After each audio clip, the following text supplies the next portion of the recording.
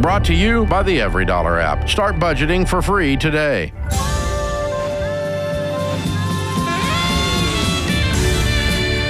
Normal is broke and common sense is weird. So we're here to help you transform your life.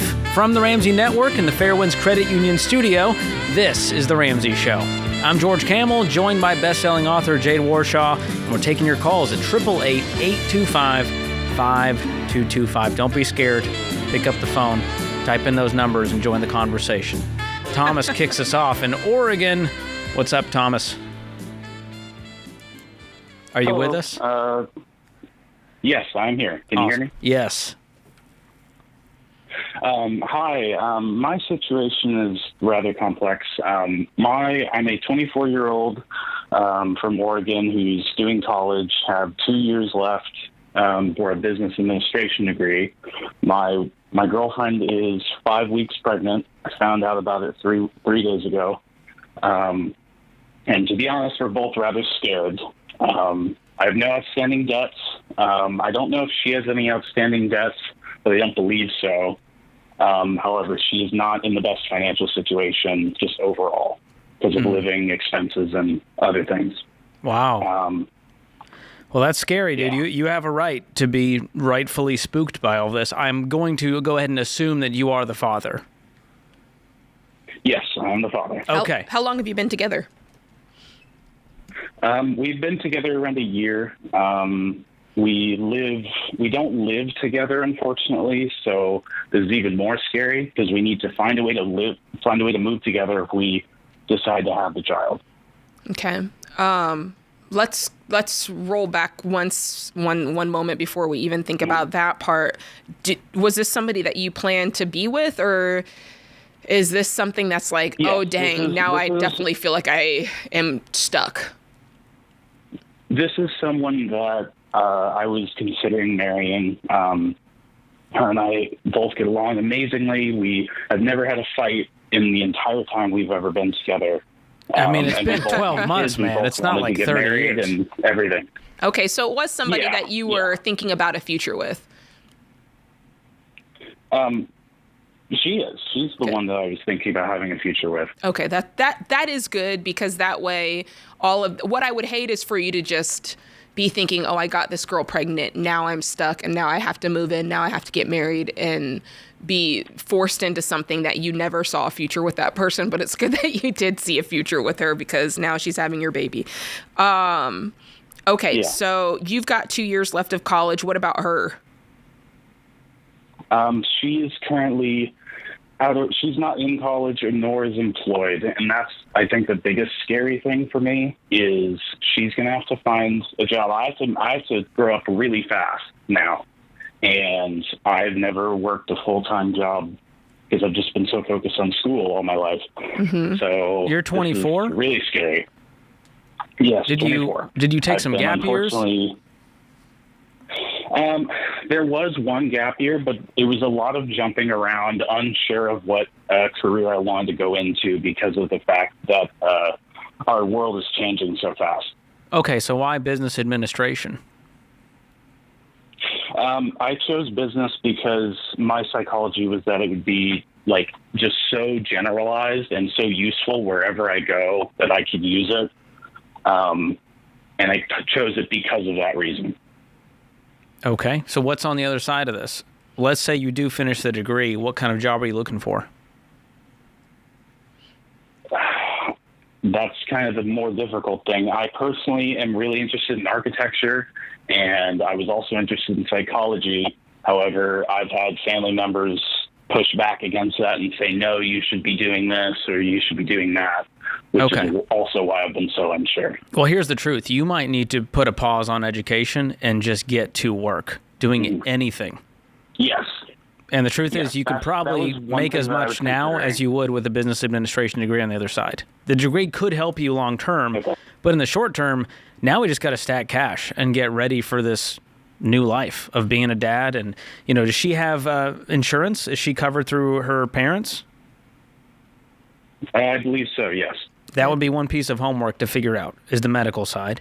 And then childcare side, Yes. she's unemployed. She's going to need to get to work until she can no longer work and baby's about to be here to try to at least, mitigate some of the financial damage here. And then is she going to just stay home with the baby? And then are you going to be near her? How close are you guys right now as far as distance? Around 3 hours. Goodness 3 hours. gracious. Oh gosh. Okay, so now I understand a little bit more what you were speaking about. Is there, since she's kind of unattached in the way of school or work, is she able to come closer to where you are? Would she be willing to do that? She's been currently working towards that. She has been trying to find a way to move out where she currently lives. Where does she live? Is she with obviously family? The financial part. She's living in a home with other roommates is what she's living in. How is she affording it? I think it's very personal, but I think it's like something regarding she has a case manager and that kind of thing. Okay, so she's just getting government assistance? Yeah, I think so. She's getting quite a bit of assistance. Okay. Okay. How old is she? She's 21. Does she have family nearby that you guys could move closer to have some help? And would they be willing to help? Have you had that conversation? Her family is not very in her life. My family, unfortunately, is 6 hours south of me. Got it. Okay, so thing number one on the list, I think, is you guys need to get together and you need to create a plan for you guys living near each other, especially if you think the plan might be to get married. So that's thing one. Thing two is verifying the whole insurance business, because if she's estranged from her parents, maybe she's not. And if she's getting government assistance, there's a lot there. And then the third thing I would do is once you figure out the living situation, I would find a local church and I would start premarital counseling just to see if you guys are a fit. Like if you could do a marriage together, if you could. Are compatible. Yes, I understand. Yeah, I would have a hard time saying get married immediately, because I'm not hearing in your voice and even in your vicinity that was the plan per se. I don't know if I'm right or wrong on that, but I don't want to just say to you, go get married. Does that make sense? Yeah. Given what you've told us. And then what is your financial picture? Do you have any savings right now? Do you have any debt? I have a large college fund that was set up by my family. I come from a rather privileged background. I believe my college fund is it's owned by me. It's around like $50,000 to $70,000, maybe up to $90,000 at the most. Okay. But what about other cash? Other cash, not a lot, unfortunately. Okay. Well, you've got a 9-month runway here. And so I would heavily consider pausing school, moving closer together, and you getting to work full-time plus a side job, her taking on a full-time job until baby's close to being here, and then you just save up cash. And then we'll figure out the debt later. But right now you're in stork mode, stocking up cash and figuring out the life plan. Then we'll figure out the financial plan. And don't do anything really crazy until the doctor says. A lot of times people don't even tell people that they're pregnant until around the 12-week mark. Yeah. So keep this close to your belt for now.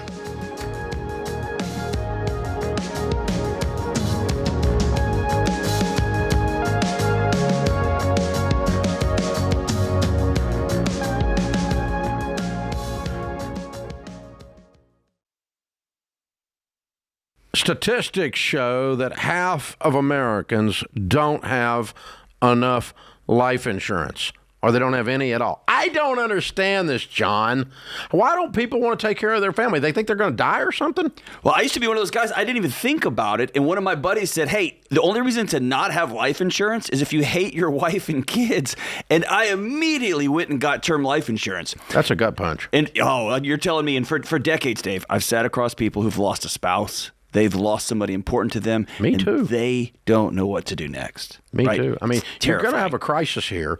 And, you got two options while you're sitting and talking to a young widow. She's concerned about how she's going to invest all this money properly and not mess this up, or she's concerned how she's going to eat tomorrow. That's exactly These are the right. two options. And take care of your dadgum family, man. Term life insurance can replace income, pay off debts, cover funeral expenses, so your family can actually have the opportunity to just be sad. Yeah. To just miss you. That's exactly what it's supposed to be. It's saying I love you to your family. Term life insurance. Jeff Zander and the team at Zander Insurance makes it easy and affordable. I've used them personally for 25 years. They're the only people I trust. Go to Zander.com or call 800-356-4282.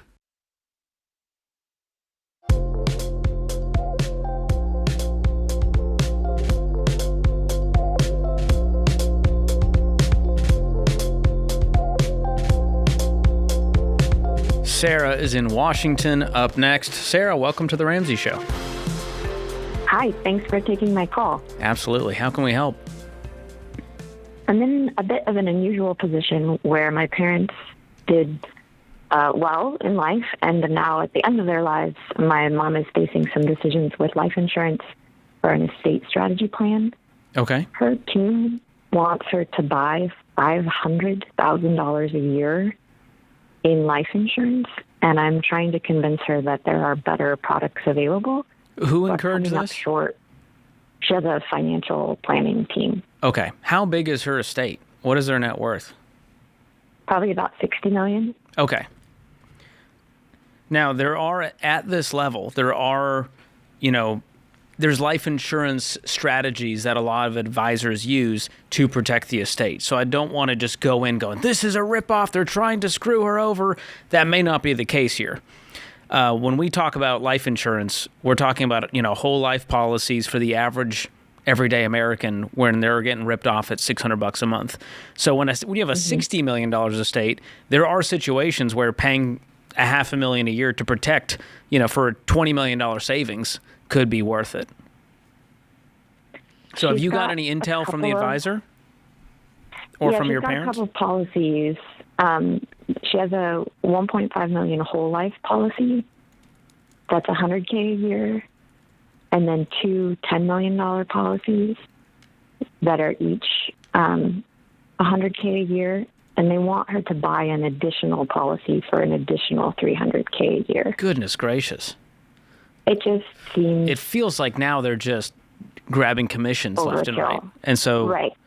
That's where I go. This is not as black and white as it may seem, but if you are getting red flags, I would have the conversation with them. Are they willing to hear you out? Yes, but when for example, I'd like her to get rid of the whole life policy. Their argument is that in 7 years it pays for itself, so why would she not keep paying for a few more years until it's paying for itself?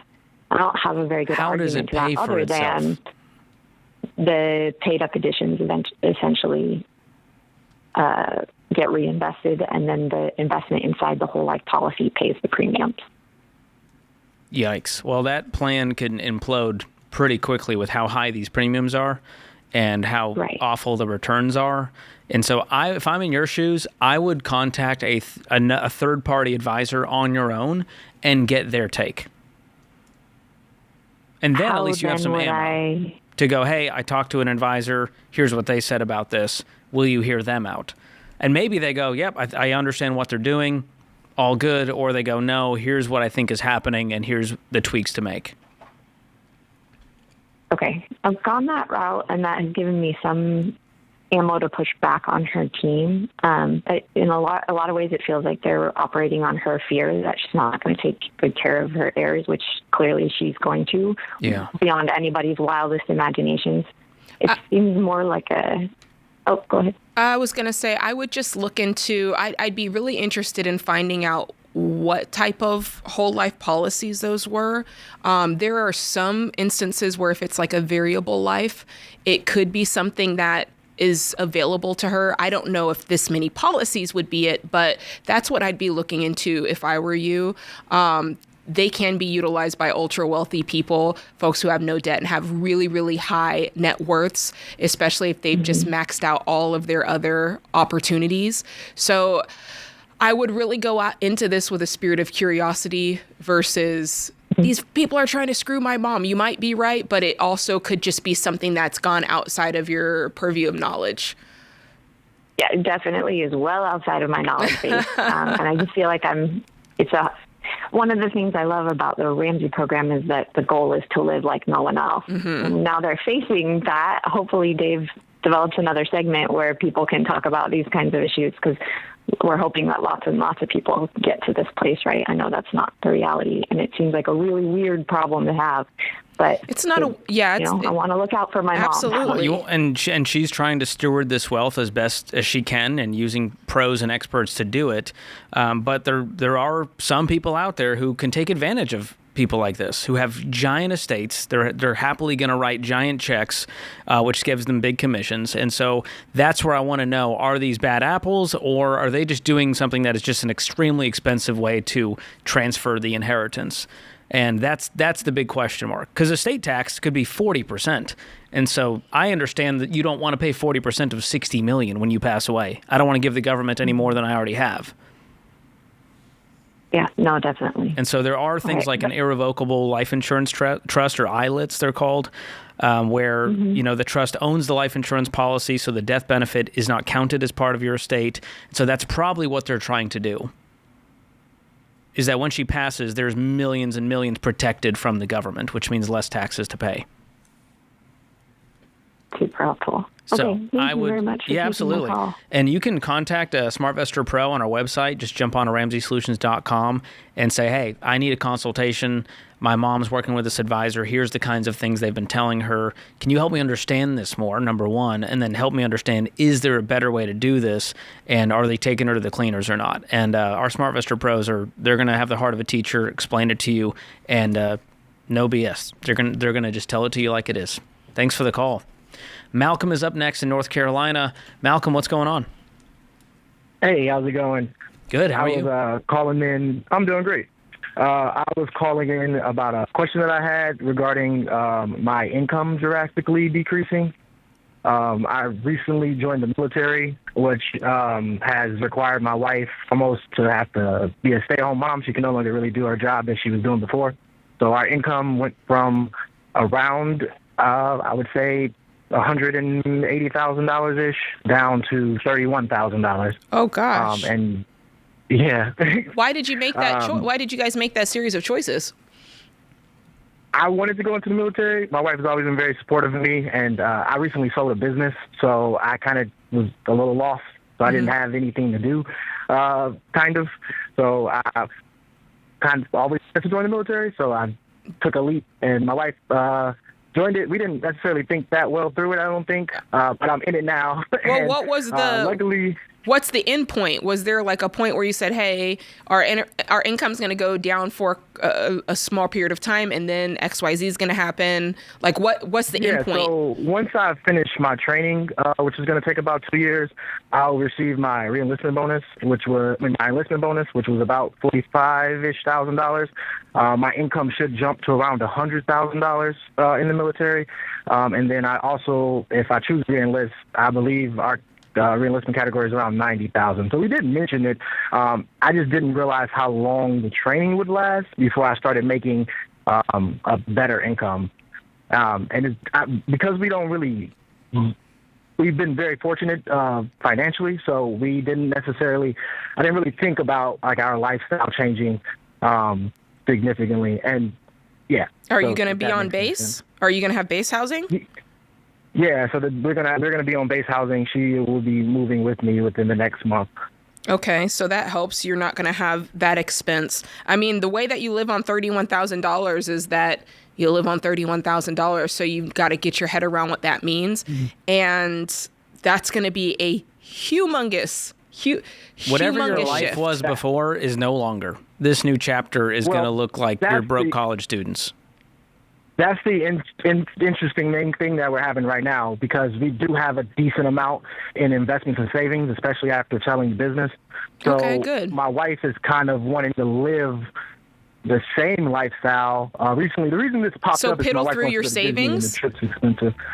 So, That's not an option. Yeah, basically. Well, here's the thing. Here's what I want to tell you before we go to break. Number one, if you have money in retirement, do not touch it. Do not move it. That money is locked in. And if you have savings right now, how much savings do you have, real quick? So we do the regular 3 to 6 months. So currently we don't have that much. Then in, that's like, what immediate that's there savings. for. That's only there for emergencies. That is not there to skim off of every single month to have the lifestyle you want. So you guys made a very clear choice. Sounds like you didn't think through it very well, but like you said, you're here now. So you've got to live that life and be thankful that you've got 3 to 6 months of expenses and a little money saved for retirement on down the line.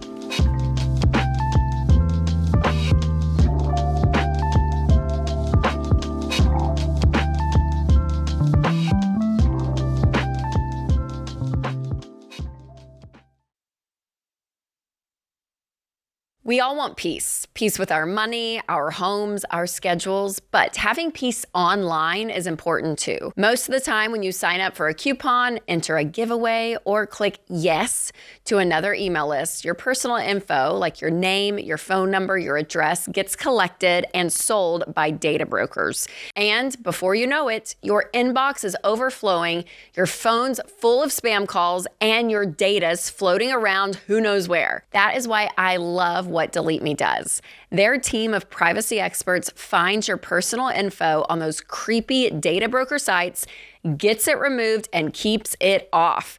It is simple, it's safe, and it gives you more peace of mind. That means fewer spam calls, fewer scams, and way less digital chaos. You have worked so hard to find peace with your money.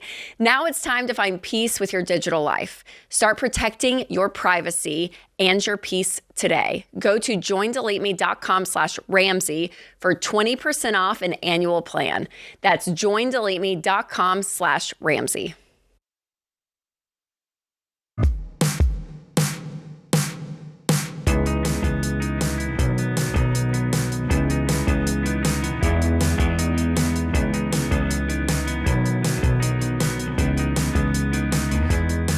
Christian is up next in Fort Lauderdale. What's going on, Christian? Hi, George. Hi, Jade. Thank you for taking my call. Absolutely. What's your question today? So, my dad was recently had a surgery that went bad. He had 3 strokes during surgery, so I now have power of attorney over him, and I'm trying to sort out his finances. I just pulled a credit score, and I discovered that he's $90,000 in credit card debt, and obviously not working. He's now just on workman's comp insurance. So he has limited income that he'll never be able to pay back the $90,000 in credit card debt. And I was calling to get some advice. Man. I'm so sorry. That sounds horrible. What's his prognosis? So he had 3 strokes. He was blind about a week ago after the strokes, but he's currently able to see and talk, but not walk. It looks like he'll be in rehab for about 3 months minimum. And then we'll see. He's gotten much better in the past week, so we're hopeful. Mm-hmm. But for now, he's going to be in the hospital for quite some time. Wow. How old is he? 65. Okay. Does he have any other debts outside of the credit cards? Well, I found about $86,000 in credit card debt and a $5,000 medical debt in collections, along with a mortgage. Okay. And is anyone living in that house right now? No, it's an empty condo. Okay. Is it paid? I mean, who's paying the mortgage right now? So this just happened in the past week. I just took over his finances, so I will be paying the mortgage out of the money that he's making from workman's comp insurance. Okay. That's enough to cover it? But it's enough to cover the mortgage, and he's also late on HOA fees, so they're in the process of suing him. But I was able to make a payment plan with them that they've agreed to. Okay. To stop the lawsuit and you're paying that payment plan out of your money? Currently, I have not made a single payment yet, but I'm intending on paying it out of his money. Okay. Does he have money? Savings, retirement? No, he might have a 401k, but he has no money. His account's currently overdrawn by $50, but he has $5,000 a month coming in from workman's comp insurance. Wow. So what does he owe on the condo? What's it worth? It's worth about $200 and he owes $204. Oh boy. Yeah. And what's the plan? What do you foresee the plan? Is it just him? Is he married? Not married. Okay. Single. He has a girlfriend overseas that he sends money to. But Oh, boy. that's the extent of that. Are you sure this is a real person, Christian? I've heard this story before. Oh, well, unfortunately or fortunately, yeah, she actually is real. What's the plan when your dad gets out of rehabilitation? Do you foresee him going back to this? Let me put it like this. Do you foresee him living alone, or do you foresee a situation where you all have to take care of him out of your place? No, I foresee him living alone. The workman's comp insurance will stop, of course, once he's out of the hospital. And my hope was that he would get some form of settlement from workman's comp because he was injured on the job, which led to this. And surely he won't be able to go back. I mean, I'm just assuming. You tell me. Based on what you said, I can't see this guy going back to work in a couple of weeks. I don't think so. Okay. I don't think he'll ever work again. Okay, right. So then there'd be some sort of payout? Yeah, I would assume so. And then he'll start collecting Social Security at that time, I would believe. Okay. Do you have any idea what his Social Security would be at this point if he started to draw it now?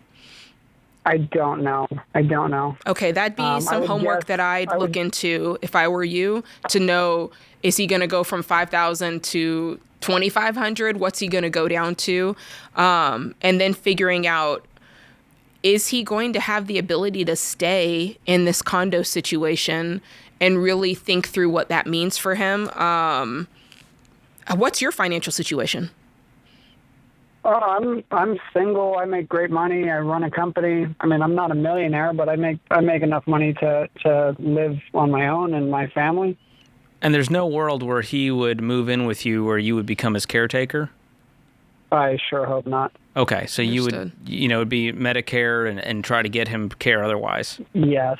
All yes. right. So your homework is to figure out his full expenses and then figure out, does he have enough money monthly to pay for that sustainably? And if not, we need to make some really hard choices here and go, hey, you need to sell the condo, maybe at a loss, because otherwise it's going to get foreclosed on. Yeah. And is he still sending money overseas as we speak? No, I've cut all good expenses off 100%. He has enough money to make the payments that I've arranged for the HOA and pay the mortgage and the electric bill. Okay.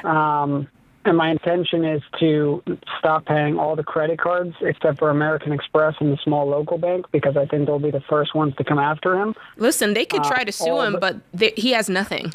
And it's unsecured debt. Right. And so if he died with this, they just write it off. They're not coming after you. Nothing's going to happen. Yeah. Right. They're literally, I mean, exactly what George said. They can't come after you. And honestly, even for him, he has nothing to give. The only thing would have been that condo, but he's getting ready to sell it, and there's no money that can come from it. So in that way, he's sort of... And they can't take his retirement. Mm-hmm. So I think at this point, it's just trying to minimize the future damage and make sure the four walls are covered for him. And the debt is a far, far away thing that we need to worry about. Yep. You wouldn't file bankruptcy? You would just stop paying everything and then let them come after him? I would get current on everything you can. We don't want it in collections if we can avoid it. But the credit cards, you might make minimum payments to keep him off your back if he can afford it out of his checks, but there's no way he's going to pay off $90K at this stage of life. Right. All the credit cards are current. The mortgage and the HOA are behind. That's what we need to flip it. We need the mortgage and HOA to be current, and the credit card companies can kick rocks and pound sand.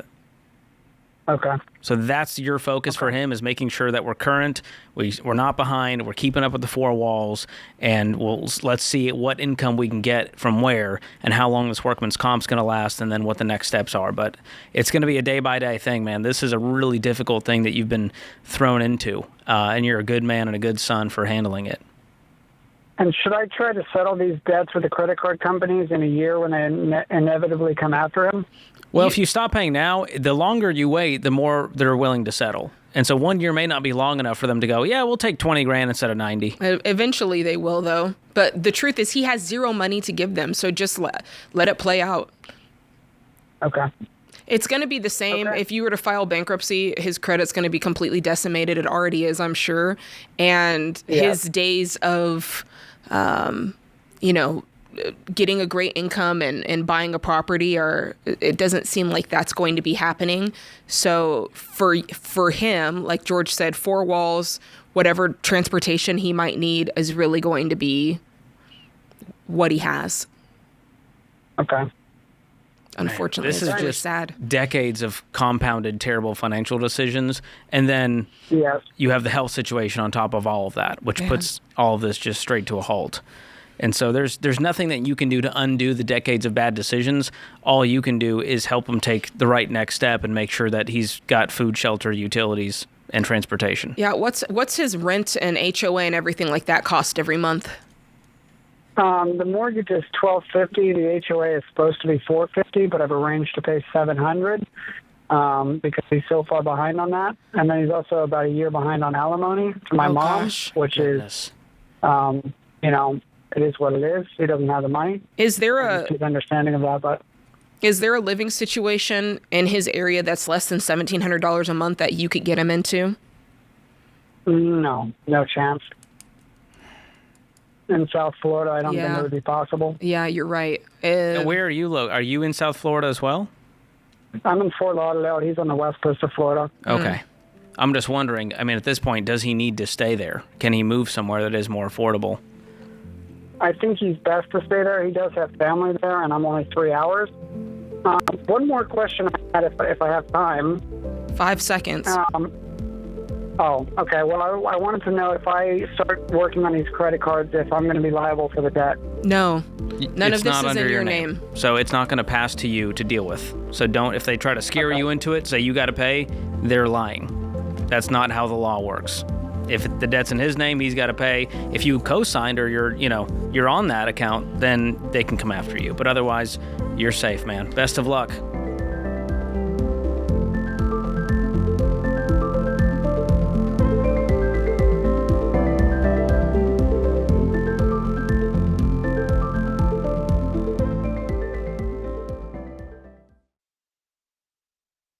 After the holidays, a lot of people start feeling budget pressure, and it's a wake-up call to get intentional. So listen, don't fall for buy now, pay later cell phone plans that drag you back into debt. Boost Mobile keeps it simple with no contracts and no nonsense. Keep the phone you already own and pay just $25 a month forever for unlimited data, talk, and text. That's real long-term value and real peace of mind. So budget like you mean it and go to boostmobile.com/Ramsey today to make the switch. That's boostmobile.com/Ramsey. Restrictions apply. See boostmobile.com/Ramsey for details.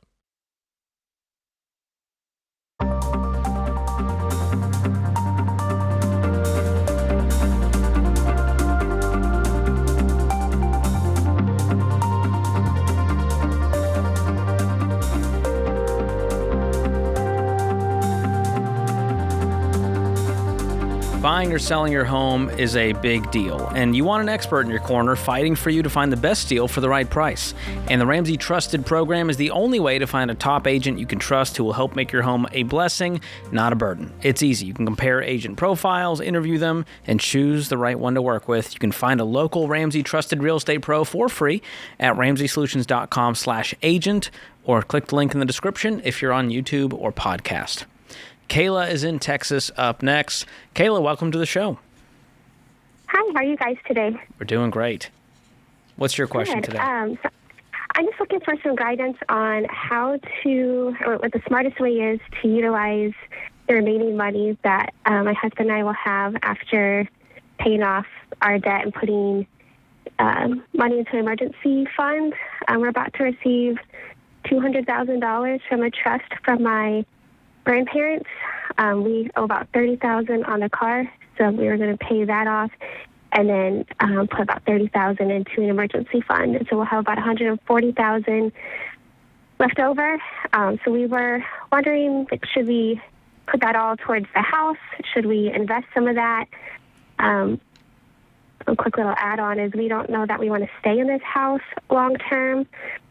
So we're just trying to figure out the best way to move forward with that leftover money. Yeah. Well, you're speaking very wisely, and you're filtering this through the baby steps, which is let's knock out the debt first, let's make sure we have savings, and then we can explore the options from there. Are you guys currently investing? Yes, we're into our retirement fund. Well, my husband is. He puts about 7% in, and then his employer matches at 3.5%. I'm currently not, but my employer does contribute 11%. Okay. For me. So you guys would be in baby step 4, 5, 6. You already have a home. You have a mortgage. What's left on that? $320. $320. All right. So is the trust available now? No, it's going to do like the final paperwork. The rest of the beneficiaries are signing, and then once all that paperwork is finished, then the money will be distributed. So that is expected in the next probably month to 6 weeks. Okay, and it is a lump sum. There's no restrictions, taxes, timelines. Like $200,000 will show up in your account. $200,000. My uncle paid all of the taxes that were owed on it from like the capital gains and the interest. Taxes on the interest, that was all paid already. So okay. The $200,000 that I will be getting is what is mine. Wow. So tell us a little bit about the home. You said that you're in this house, but you might not stay. Tell us about what your plans are regarding possibly moving and when that would be. My husband's currently looking at other opportunities in other states so that we can move closer to where my father is. Uh-huh. And then to like the neighborhood, just kind of going in a direction that we're not truly happy with. Okay. So, what's the timeline you might for want this? to move. Anywhere from, I'd say, 1 to 3 years. It just depends on, like, if my husband were to get a job in, 6 months or, a year, we would move. There's also some kind of changes going on to maybe turn the neighborhood back around.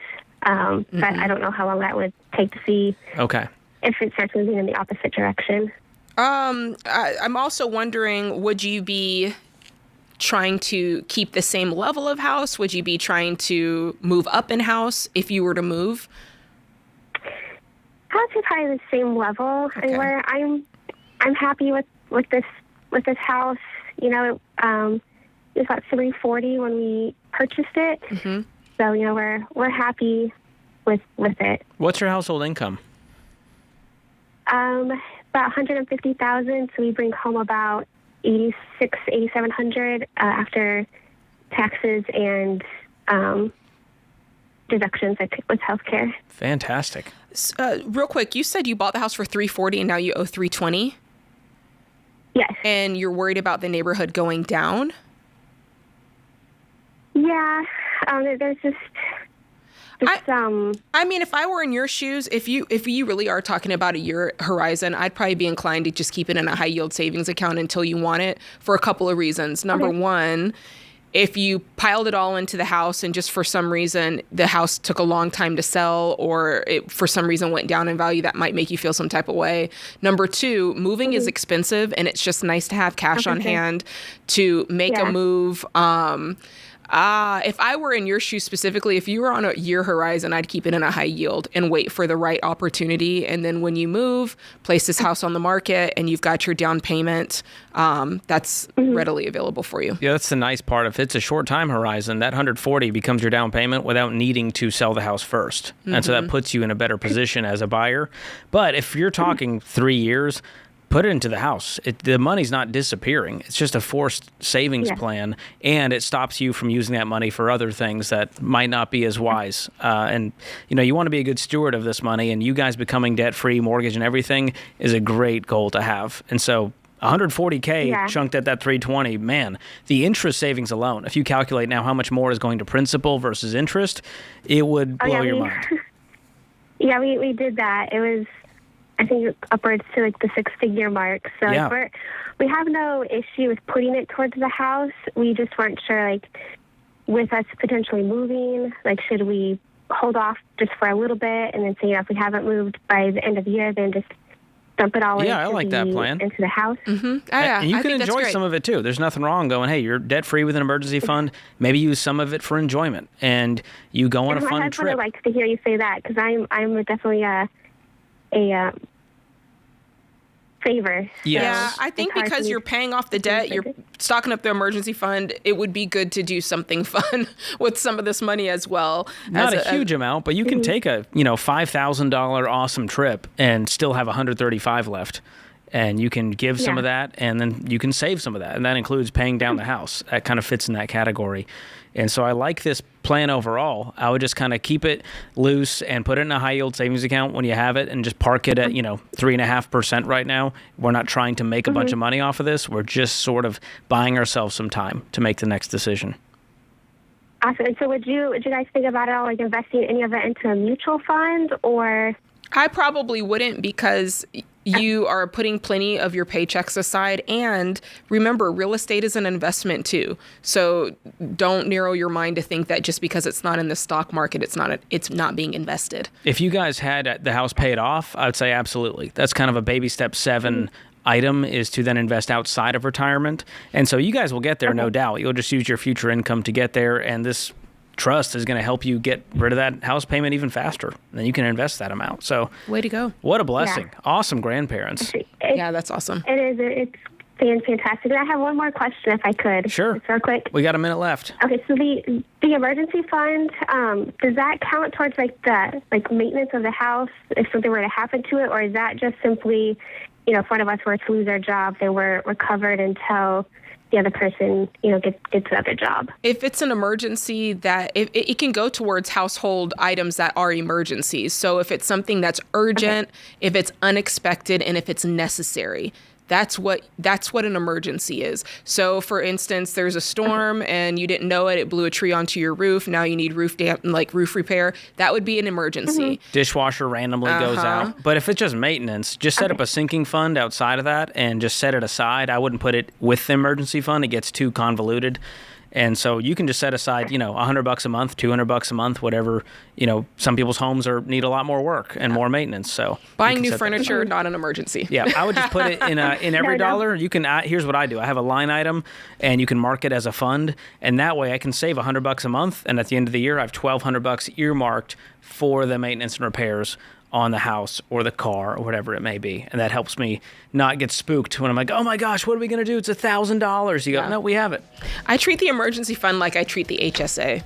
I never touch it. You just don't want to touch it unless you really have to. I will cash flow whatever I can to not touch these monies. Well, it's amazing. Once you're not broke anymore, you kind of stop having emergencies. That's true. It just becomes inconveniences that you can cash flow. Yeah. Instead of, oh my gosh, what are we going to do? Yes. So it's expensive to be broke. That's for sure.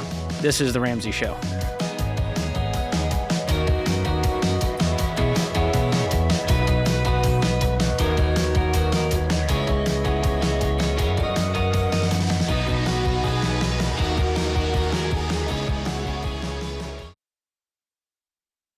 This show is sponsored by BetterHelp. As we head into the new year, I want you to take an inventory of all the stuff you're carrying. All those things you think you have to do, all the past hurts and pains, along with your past guilts and shame. When the world feels heavy, it's important to look in the mirror and consider setting down that old weight and not carrying it forward into 2026. Therapy can help you identify the heavy stuff, set it down, and move forward with clarity so you can focus on living the life you want to live in the new year. If you're thinking about therapy, I recommend BetterHelp. With over 30,000 therapists, BetterHelp is one of the leading online therapy providers in the world, trusted by millions, with an average rating of 4.9 stars out of 5. And it's easy to fit into your busy schedule because it's totally online. To get started, just answer a few easy questions and BetterHelp will connect you with a licensed therapist who fits your needs. And if it's not the right fit, you can change therapists at any time for no extra cost. You can't feel lighter without leaving behind what's been weighing you down. Go to BetterHelp.com/Ramsey to get 10% off your first month. That's BetterHelp, HELP.com/Ramsey.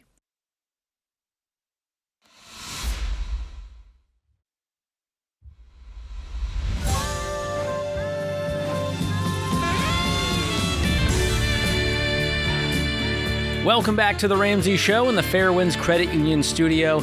I'm George Kamel, joined by Jade Warshaw. And we're taking your calls at 888-825-5225. Emily is up next in Nebraska. What's going on, Emily?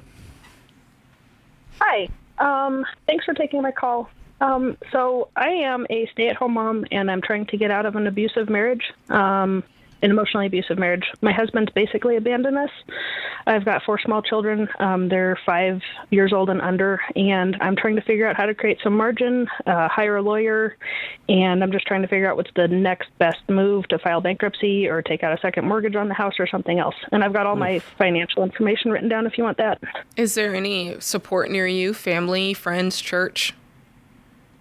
My family all lives about 3 hours away, and they're doing what they can to help me. I live in kind of a unique area where there's not I can't just sell the house and go rent. There's nothing for rent near me, and jobs are few and far between. Is your house in your name? Yes, it's solely in my name. I bought it before we were married. Okay. How long have you been married? Since 2018. Okay.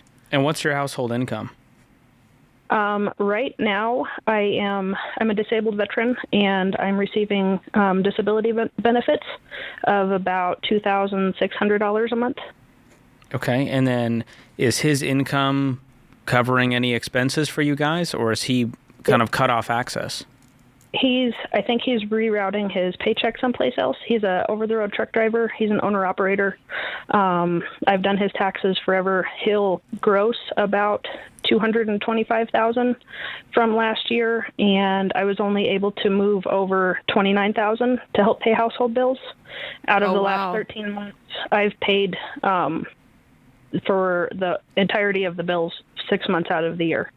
Wow. Okay, so he just kind of up and left? Is that... Being over the road, he's gone a lot, but he's not called me since September. He's showed up at the house unannounced a couple of times for a few days at a time, and it's just been weird. Like just to crash? Yeah, like over Thanksgiving and Christmas. Otherwise, he usually parks at a friend's house a couple of hours away. Oh, gosh. I'm sorry that you're going through this. So... Well, thank you. Tell us more about, so you've been covering the bills just out of your money. Correct. And is there any margin? Sorry, say it again. Oh, I received a lump sum back payment from the VA a year ago. How much was that? $42,000. Okay. And has that allowed you to be current? What did that allow you to do? I was able to, I put 6 months worth of bills in savings. I had a cushion of 6 months. Okay. Emergency fund. Correct. And then I paid off some debt, and I started a business in May, and that's actually been helping a lot. Okay. So how much debt do you have left? I owe $34,000 on the house, with about $58,000 in equity. I've got $41,000 in student loans, $22,000 in credit cards, and I owe $6,000 on my vehicle. Okay, and how much is in that emergency fund? I've got enough to fund February. How much is that? I'd have to look. I think it's down to $4,000 right now. So you burned through the emergency fund. So you got $4,000 left to your name, essentially. Yes, sir. Okay. $58,000 of equity, $41,000. Okay. And tell me again, did I hear you say, I wrote down a lot of numbers. Did I hear you say your income at this point, is it $2,600 a month? Is that what I heard you say? $2,600 a month. And then my business, I just started it in May. So, the numbers have been different about every month, but right now I'm grossing about $1,600. Good. And netting about $1,000 to $1,200. And I'm hoping that it just continues to grow, especially as we get into the summer. Okay, so fair enough, like around $3,600 is what maybe you could count on per month. Do you have your own bank account that is not at the same bank your husband has? I do, yes. Okay, good. Is that where you've been routing all of your money? That's correct. Good. What do you pay? What's the mortgage every month? What do you pay?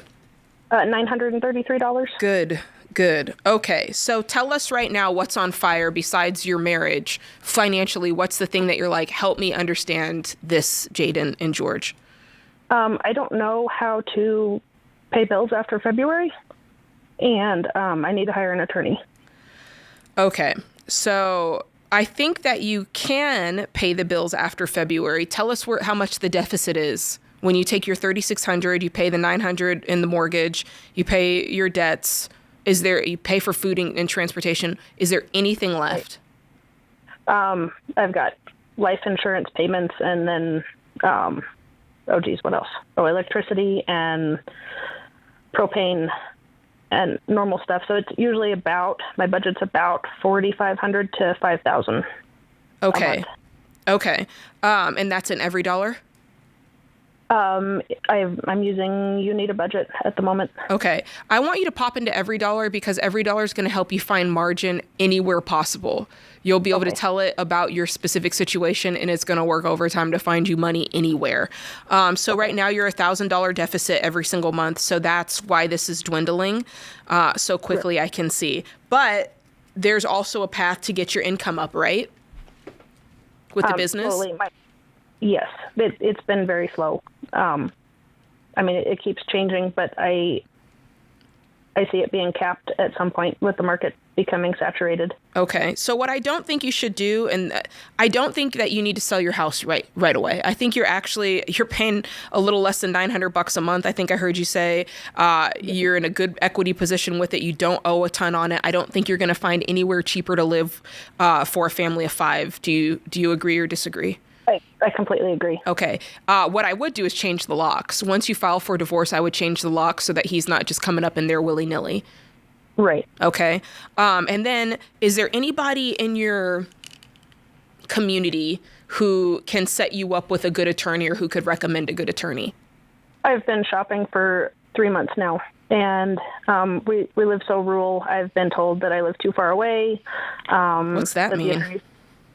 The attorneys don't want to drive to the courthouse in my location if they had to. Got it. Okay, understood. And are all the debts in your name solely, or is anything joint, or is anything in his name solely? The ones that I named are either in my name or are joint. He's got his own mess. He's been opening up credit cards for the last 2 years, and he's got... Have you frozen your credit yet? Because my fear is he's opening debts in your name. I have frozen it, and I check on it. Okay. Every few weeks. Well, here's the truth. The faster we get through this process of divorce, the faster we can hope for some alimony and child support, which means you can breathe again, and that'll get you to fight another day and hopefully clean up some of these debts. Okay. Yeah, I wouldn't try to pay anything off just yet. I wouldn't try to sell your house or anything like that just yet, because once this goes to court, who knows how this is going to get split, including the house. Unfortunately, I'm not sure what the laws are in your area. He's been living there since 2018, so I'm not sure if any of that will be up for grabs. But yeah, change the locks, freeze the credit, and file for divorce and figure out how to pay for it, because you got to divorce this guy. Right. I can't imagine. I'm so sorry you're going through this, Emily.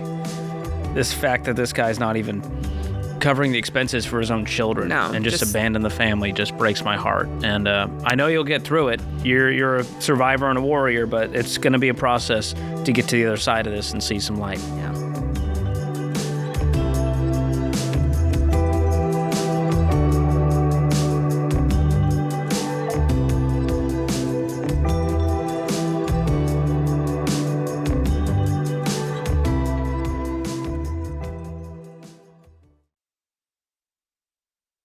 With interest rates finally dropping, now could be the window you've been waiting for to buy a home or refinance. But don't just rush in blind. Sit down with someone at Churchill Mortgage who will tell you the truth and walk you through a plan to position you better for long-term success. Listen, markets go up and down.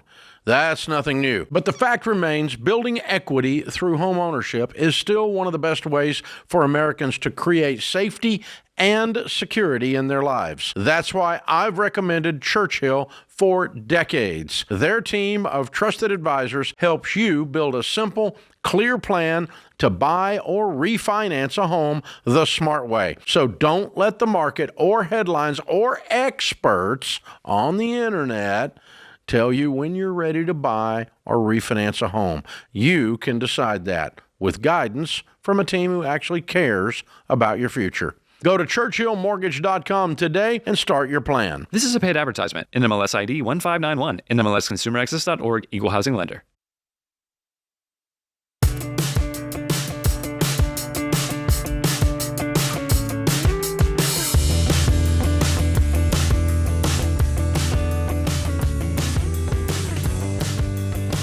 Sarah is up next in New Jersey.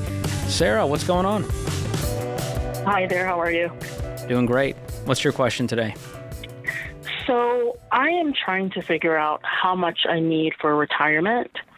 I see where I'm trending right now in terms of my retirement progress, but I feel like it's falling short of what I'll probably need. Okay. And so I'm struggling to figure out like what I should aim for. I know I watched a segment where someone was at 3.5 million. I don't know if that's accurate or where it should be, and what I would need to adjust to get there. Okay. Well, usually when we think about retiring, I'll tell you what's in my head. I'm thinking about my entire nest egg, and I'm thinking, based on my annualized rate of return, which is about 10%, can I live off of 10% of my income, and can it feel like the lifestyle I have now or better? Does that make sense? Yes. What do you currently have invested? So I have, let me see, in terms of my 401k, I have about $146,000. Okay. And then I have a brokerage account with like a couple of EFTs, which is about $7,000. Mm-hmm. I have a separate Roth IRA, which I just opened up, that has $1,000. And then the other money that I have is just it's emergency fund. Okay. Do you have any debt? I have student loan debt. So I have a student loan that it's in forbearance, but every other month I make $1,000 payment towards that. Okay. What's left on the balance? $130,000. And what's your income? It's $210,000. Good income. Is that just you? Yes. Just Way to me. go. All right. So how much are you currently investing? So currently I invest via my paycheck, and so about $600 goes into my 401k every paycheck, and then my employer matches that. What's the match? 7%. Good. Okay. So if you follow through, separately, I have $300 that I was putting into.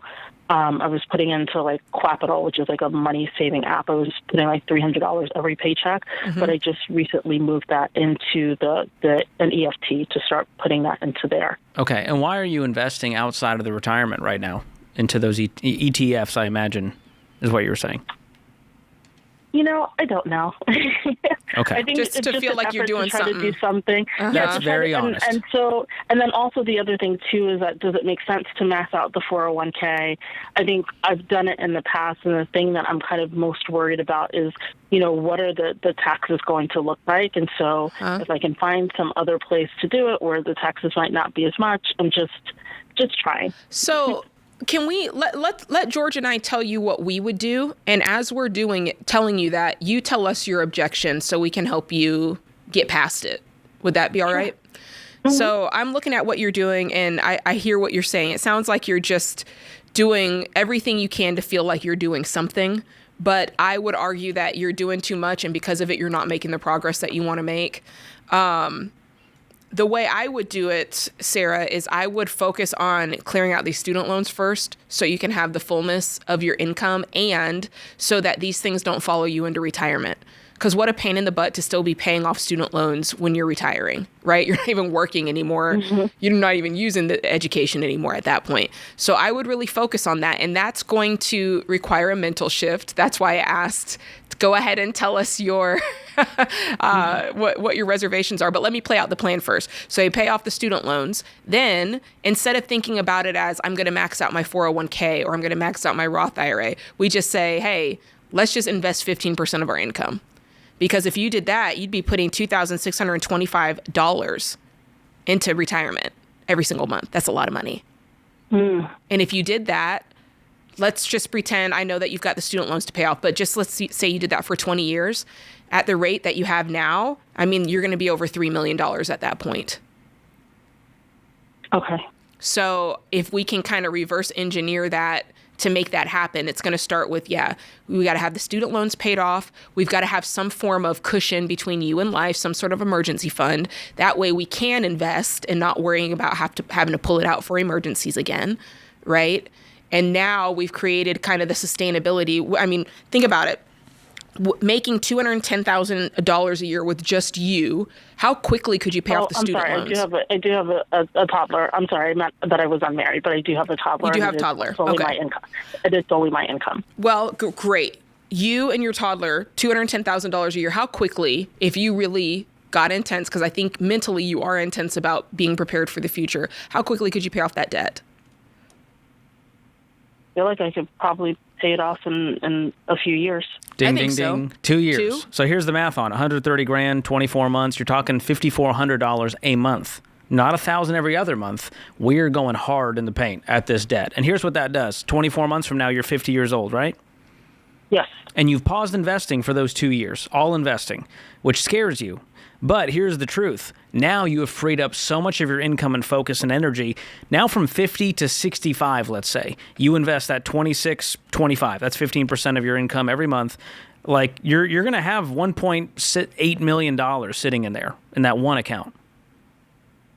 Okay. And that's at 65. If you want to keep working, you ride this out till 67, you got 2.2 million. And like Jade said, you continue this down the path, you'll have more and more. And so retirement is not an age, it's a financial number. And so we don't just get to retire because, well, we're 65, it's time. A lot of people get there and go, I don't have enough to cover the expenses. And getting into retirement debt-free is your best bet at reducing the amount you need in retirement. The only other thing too is that I've also been looking to purchase a home because I've been renting, and so trying to factor, I don't want to delay purchasing a home because I'm finally in I think a good financial position to do that, but I don't know how that factors into kind of increasing what I'd be contributing to the student loans at this time. Well, I do love the idea of having that line item on your budget set. Once you're in retirement, I would hate for you to be renting then. So at that point, the order of steps would be still focusing on getting the debt cleared out first, because again, we don't want debt, especially that sort of debt, following us into retirement. Then next, you still need some sort of emergency fund, some sort of cash position to keep you between, a barrier between you and life. Then from there, now you could start to do both at the same time. You could start investing 15% and start putting aside for a down payment. And I would really, at your age, I would fight in the budget to do both simultaneously rather than put off investing any more years in order to save up for the down payment faster. I would try to do them at the same time. So you're investing 15% into retirement, and then any money above that goes into a savings account for that down payment. Even though that might make it go a little slower than you want, you're going to want the years, you're going to want that time of compound interest growing for you in your retirement accounts. Okay. I think it sounds solid. You've got a lot of great goals. It's we just got to get focused on one thing at a time, and you'll clean this mess up fast. And if you keep making $210,000, I have no fear that your life is going to look very different a decade from now. Yeah, is your income going up anytime soon? I hope so. Good. I would plan for it to go up, right? Why would it go down at this point? You're kind of going into your highest earning potential years. So a lot of people in their 50s earn their highest amount. So really, really good. I'm proud of you, Sarah. Yeah, and I think that's been on track. Thank you so much. I appreciate it. So it's time to ratchet up those student loan payments, because here's the truth. 130 grand at 6 or 7% interest, you're probably, if the balance is moving upward, even as you're making $1,000 payment every other month, you might be accruing over $1,000 in interest every other month. Absolutely. So you really got to get ahead of it, and that means throwing huge chunks of money. And we get those calls where people go, "Hey, I owed 80 and now I owe 100 because it was in forbearance, and I didn't understand what it meant. I just thought they were helping me out. Now I have an even bigger mountain to climb." Yeah, for some reason, student loans rest differently in people's minds. If you had $120,000 of debt and it was credit cards, cars, all these other things, you'd think, "Oh my gosh, I have to get a hold of this." But for some reason, when it's just one block of student loans, people tend to push it aside and forget about it. Well, society told us it's an investment in your future, and yet you can't bankrupt on the thing. It will just stick around until you decide to get rid of it.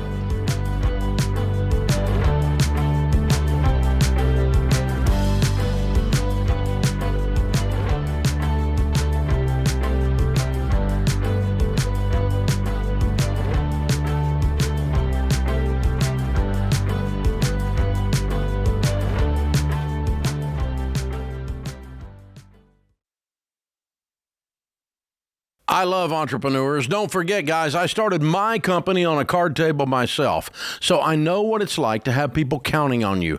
Your team, your family, not to mention your customers.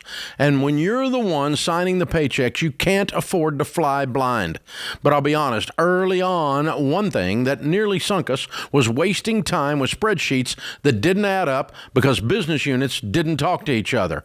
I finally told my team, just fix it. And they did. We got NetSuite. That was years ago. And we've never looked back. See, NetSuite isn't just for tech giants. It's built for growing businesses like yours. Over 43,000 businesses already run on NetSuite, including a lot that started just like you. And now, with built-in AI, NetSuite is helping them even more.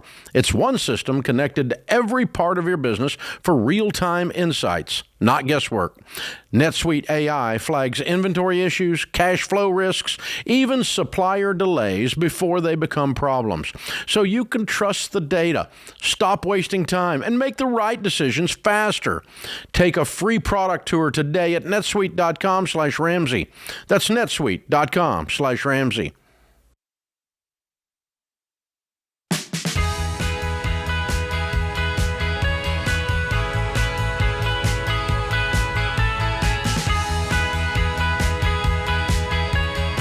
Today's question comes from Shannon in Florida. It's the Ramsey Show question of the day, brought to you by YRefi. If your private student loans are in default, it's time for a plan. YRefi helps you refinance defaulted private student loans into a low fixed rate payment so you can get back on the baby steps and start making progress. Go to YRefi.com/Ramsey to learn more. That's the letter Y, REFY.com/Ramsey. May not be available in all states. Okie dokie. Today's question comes from Shannon in Florida. She says, what's your opinion on how much to help kids financially after they get married?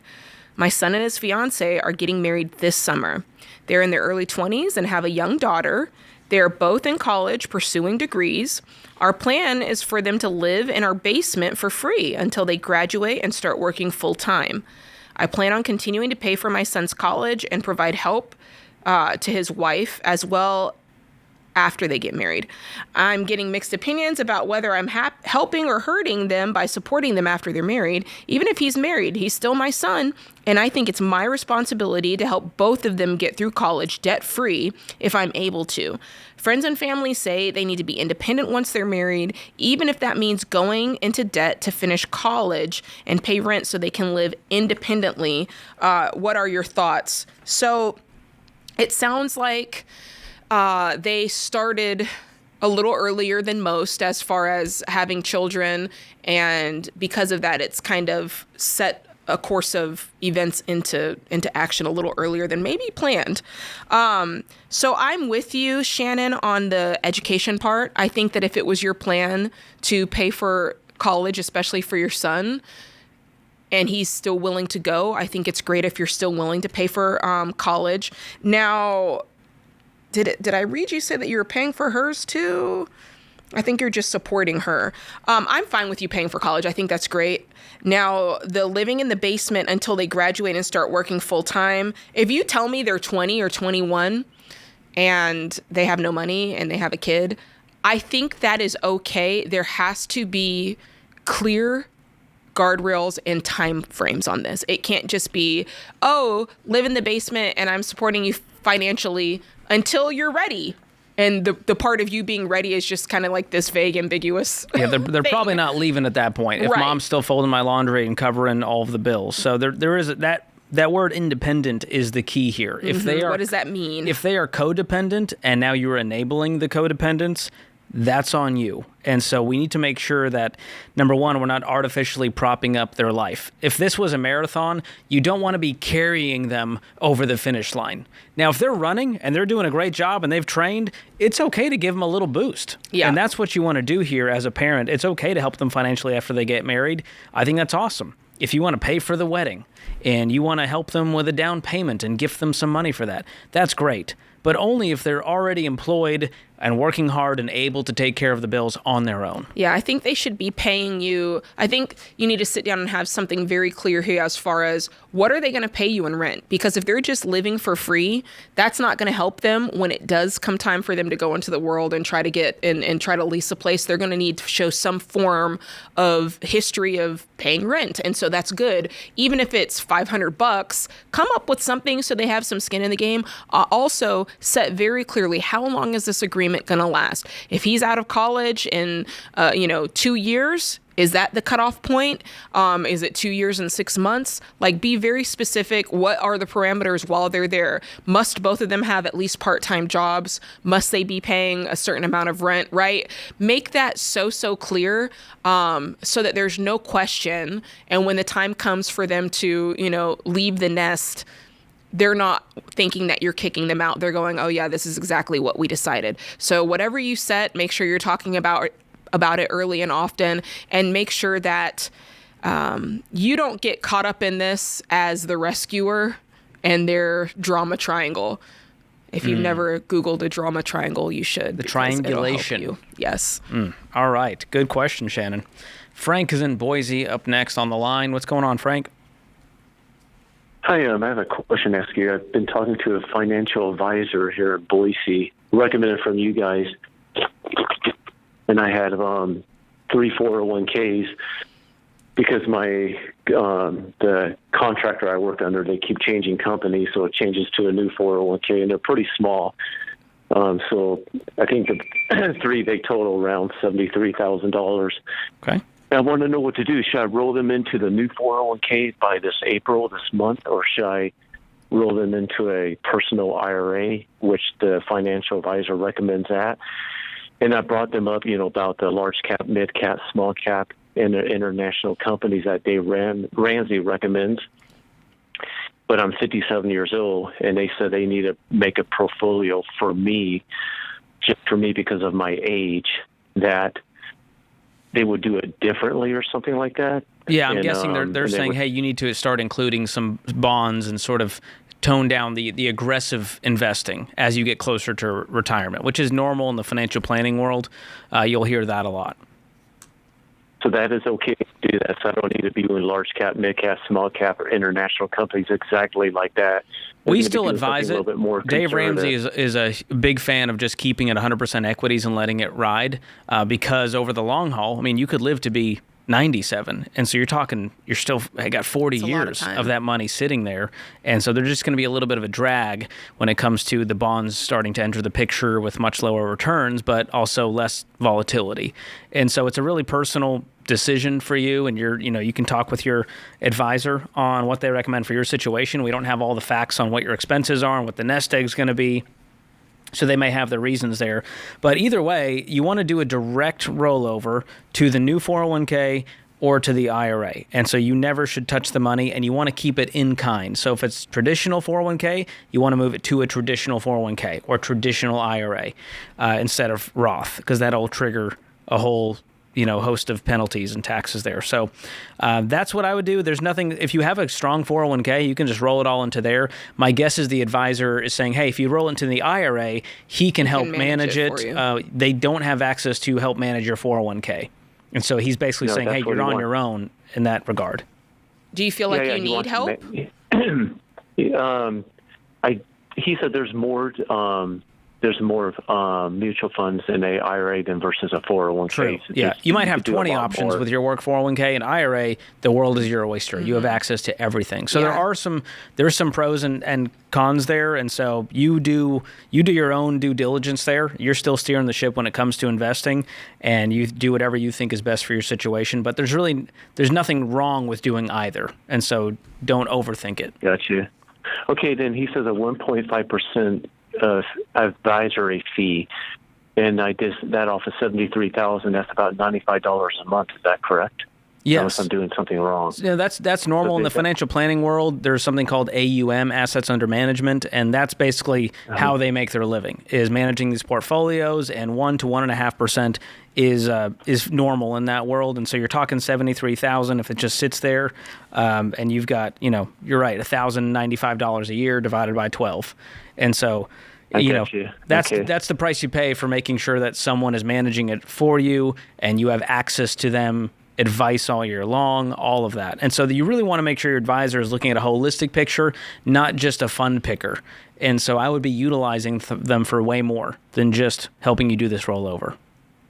Okay, I got you. So which thing you recommended? I mean, if this guy, he's telling me, do this, and if I were in your shoes and I looked at my current 401k that's being offered and I really liked the funds and they were growing at a rate of return that's what it should be, you might say, okay, I'll just roll them over to the new company 401k. But if you're looking at the options and you're going, hey, like based on what I'm seeing, this isn't really not performing well, I need access to the full market, then that totally makes sense to roll them over and let somebody help you pick some better funds. And sometimes the 401k has fees as well. So you want to look at that see what that's costing you inside of the account. So a lot of homework and research to do, and it never hurts to have the pro look it over. But again, you're in the driver's seat. That's and right. So if you're like, hey, no, I don't want to give it all to the IRA and have you manage it, that's your decision to make. But I'm proud of you for taking that step. Just don't let the money sit there.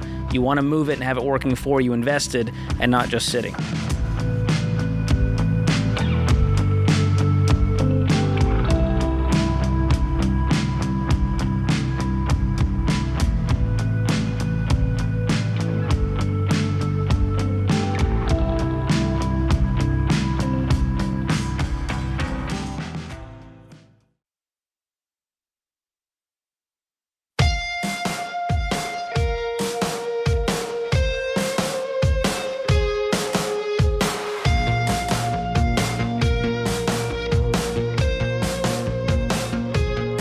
You asked and we listened, guys. The Live Like No One Else cruise is back by popular demand. This is your moment to celebrate your debt freedom with Dave, Ramsey, all of us Ramsey personalities in the Western Caribbean. You can share your story with Dave, swap jokes with me, sing karaoke with Jade. I hope that's happening.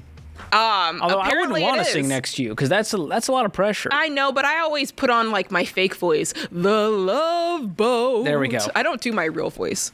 You make others look good. Yeah. That's impressive. So here's who this cruise is for. It's not for everyone. If you're on baby step 4 or higher, meaning you have paid off your consumer debt, you've got the emergency fund, it's time to celebrate. You probably haven't marked the moment. Yeah. And a cruise is a really awesome way to do that.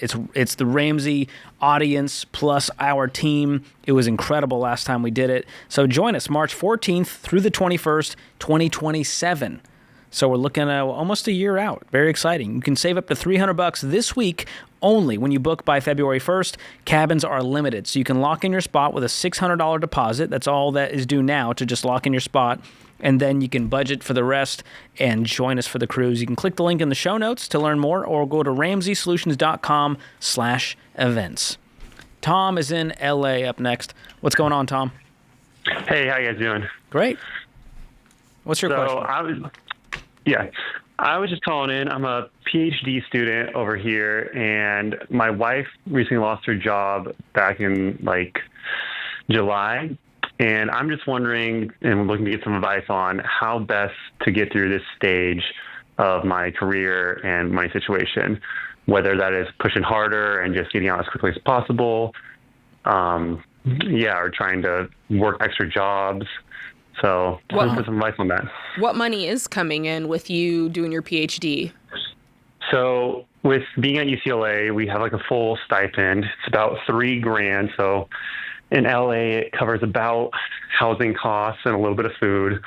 But beyond that, before I had worked a full-time job as an engineer and had saved up enough money where I haven't had to cover anything. So I have this little nest egg that's just dwindling down. How much? There's about $24,000. Okay. And you've been basically using that to float the gap for the last 6 months. What did your wife do? So she was a IT trainer over at UCLA. Okay. And so it's been since July. Has she gotten any bites? What's up with that, do you think? So she's gotten a few bites. In the tech center, it's just been really quiet for the past few months. And then she recently started working with some family members on moving a business they started over in Mexico, over here. And so she's been working hard on that. Not paid yet. And so they're just starting it. And so I'm hoping that will she be paid when this is moved, or how does this work? Because we're not doing volunteer work right now. Yeah, I think once it gets moved, it would be paid. I'm just not sure about. I've been trying to get like a good timeline, but it's very ethereal at this point in time. Has she looked at just other fields in the IT world that she would be qualified for? Yeah, so she's been applying around. I think that she's just very much kind of also chasing a bit of a dream of this job and this kind of like entrepreneurial spirit. And I want to appreciate that and also love that because also I'm kind of doing that. And I'm like, yeah, there's going to be seasons where it's Tom's turn and he's chasing this PhD. Now I'm hoping this PhD is going to turn into a big pay raise on the other side. What's the goal with the PhD? So I'm studying bioengineering. So the goal is to hopefully, have a big pay raise and be working for one of the big biotech firms like Neuralink stuff, things along those lines. So we're talking high six-figure salary once we're done with this. So when is the PhD done, and how soon would you be working after that? Yeah, so that's one of the decisions is I can hopefully be done by early fall next year if I really push hard. But the other idea is if I need to float is if I take some extra time and work like as a tutor and take an extra year, but float expenses. So fall of 27 or tutor, and then it's fall of 2008. Yeah. 28. Oh boy. So, okay. Yeah. Let's go back to the wife then, because you were kind of on this path. I think you have to see it through at this point. I think for your wife, she's got to, it's one thing if you want to do a business venture, but you need to have a solid business plan, something that she can look at and then be able to say to you, here's what's going to happen, and we should be profitable by this date. And when we're profitable, this is the salary I should be able to draw, so that you guys can make a plan and kind of have a go, no go of, hey, we thought that we were going to be profitable by this date. We're not. So now, therefore, we're not going to continue on with this. And if she can't provide that, then that means there is no meat on these bones. It's just an experiment. And you guys are not in a time of life just yet where she can totally experiment, because you're going to look up and this $24,000 is going to be gone. What's your burn rate every month? Burn rate is about $2,000 a month. Oh, yeah. You're going to look up and be like, in 2 years, this money is going to be gone, which 2 years is not bad. I mean, that's you'll be graduated by then. Do you guys have debt? So we do have some debt, just one car loan, and then her student loans, which are together is about $20,000. Okay, that's total with the car loan? I think what's left on the car loan, it might be closer to 25 or 30, but definitely below 30 or above 20. Do you guys have kids? No kids. Okay. So what has she been doing for 6 months? Because I'd rather her do something, even if it's not in the IT field, just to provide some income and some purpose and meaning every day to go out there and do something. Because it's easy to fall into a low-grade depression, just sitting around going, I was laid off, I can't find a job, and you start to question your identity and self-worth. Yeah, just to earn the burn rate. Like, she could experiment, but she got to at least bring in the couple thousand. And she's too qualified and talented just to be sitting on the sidelines for 7 months now. Yeah, that's what I've been trying to be encouraging as much as possible. I think it's just very disheartening for her, the current situation of applying and getting rejected. And just feeling that she isn't as talented as I know she is. So that's your job. You are her biggest cheerleader, and you are also her accountability partner going, hey, you apply for that job, you get that coffee, meeting with that person who works in IT. And so you can help her and support her during this time. But it's time to have the honest conversation of, hey, we are broke. Like, we won't be in the future. But right now, we are in a season where we both need side jobs at night. delivering Uber Eats and DoorDash. Mm-hmm. That's the reality, because we can't burn through the savings and then be going into debt every month living in LA. It's an expensive life, as you know. Yeah. A piece of homework you guys can do tonight that will feel proactive is if you can both sit down tonight and make a list of everyone you know that might know someone in her space that could be hiring, right? That could put in a word for her. We'll make sure that she has Ken Coleman's career materials so that she can really focus in and figure out how to do that the right way.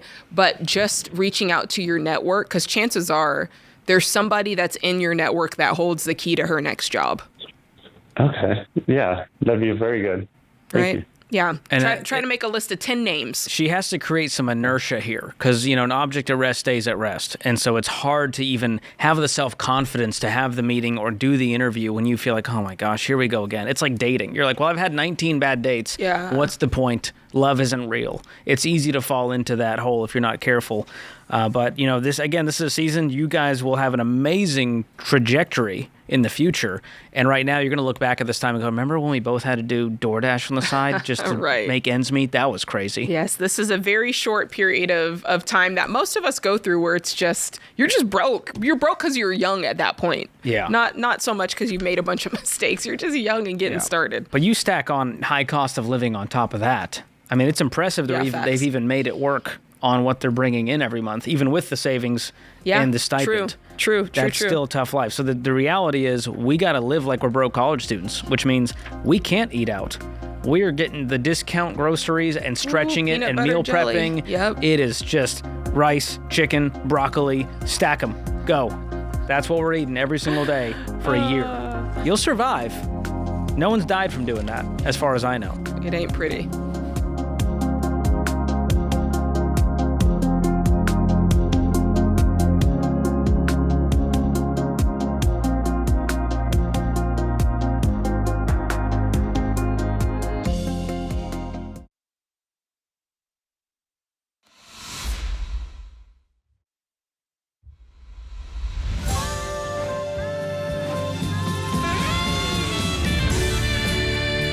Welcome back to the Ramsey Show in the Fairwinds Credit Union studio. I'm George Kamel here with Jade Warshaw, taking your calls at 888-825-5225. Riker is up next in Utah. Riker, what's going on? Hi, how are you? Great. How can Jade and I help? So I'm wondering on how to build a budget with such an inconsistent income that me and my future wife are going to have once we combine finances. What do you do that's so inconsistent? So my fiance is a hairstylist, and so it just depends on what client she can get for her income. And then my family owns a fencing business and a ranching business, and during the summer, I can make upwards to $10,000 a month, but during the winter, during ranching, I'm making zero. Okay. And what about her? What's her swing of income? Good to bad? Right now, she just started 3 months ago, and she's making about from $1,500 a month to about $2,300 a month. Okay. So maybe say 18 is right there in the middle.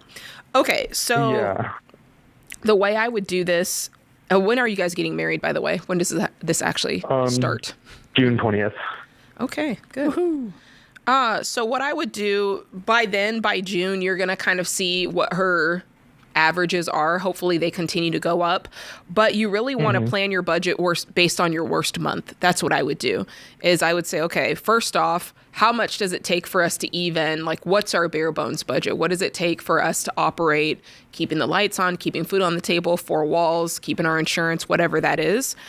And then on our worst month, how far away from that amount are we? So you're kind of filling in the unknowns there. And then from there, I would kind of stock up and say, okay, let's pretend we find out it takes $3,000 for our household to run, and we bring in on our worst month $3,200. Well, that's great. That means there's a little bit of margin there, but it also means that you might want to keep an account, take that $200, and over time stock up an extra month's worth of savings that's kind of there to float you in the rough months. Mm-hmm. We call it kind of a peaks and valleys fund. So when you have a really great month, that's the peak. Well, we don't need all of that to cover the expenses, so let's move it over to a savings account so that when you have that $0 month, you can get by and not feel like, oh my gosh, what are we doing? And it's not your emergency fund, so don't get it confused. It's completely separate from an emergency fund. The real question is, what are you doing all winter long? So I do ranch with my dad all winter. I work probably 6 hours a day all winter, but for free? I don't get paid. Yeah, I don't. So I don't get paid for the work. I own cows in our herd. I sell bulls and I sell beef. But instead of me getting paid hourly, I work off like feed and hay, so I don't have to pay my dad back for hay, and I just get the money from the animals instead of having to pay him back for all the feeding and all the hay. So what are the zero sum months? I don't do farm math, so I need to help me understand this. Which months do you on paper earn 0, and which months on paper do you earn the 10,000? So in about from April to November, I can earn 10,000, and then we sell bulls in April, and that's when I can make money off the ranch. But in between, so like mid-December to when we start fencing in April, I'm not making any money, but I'm getting ranch money during the summer when I'm working full-time as well. So really, if you spread it out over 12 months, you're making $6,500 a month. Yeah. So that's not bad. It's almost like a teacher. You just have to account for the summer months.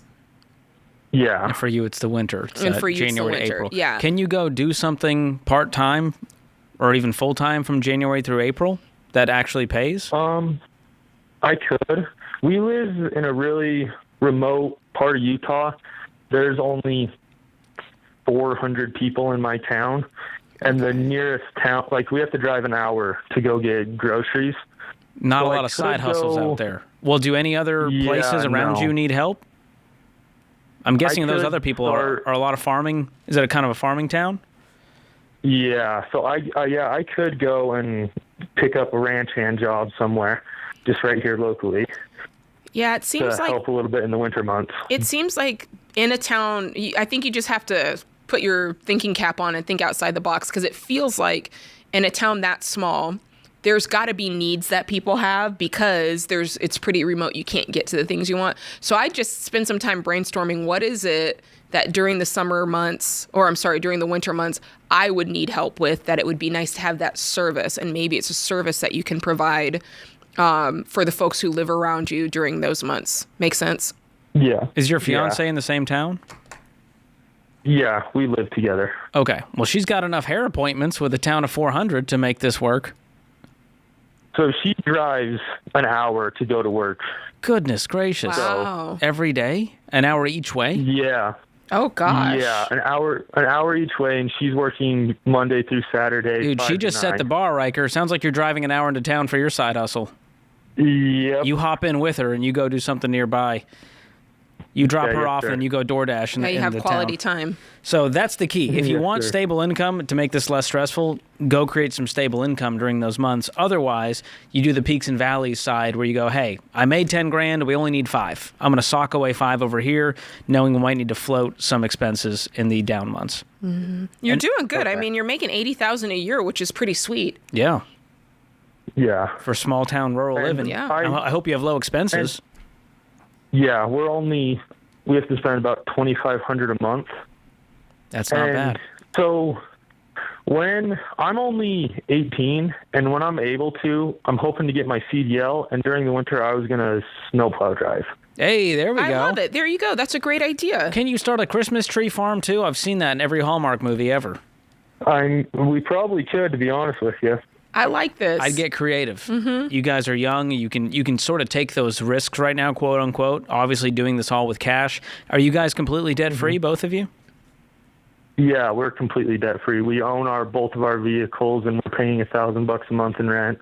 Way to go! Literally, And then just food is the only other This expense. bodes well, because that really, if you have inconsistent income, you really got to be debt free and have that emergency fund, because life is already a little bit stressful when you don't know what's going to come in. And so I'm proud of you for being a really hard worker at 18.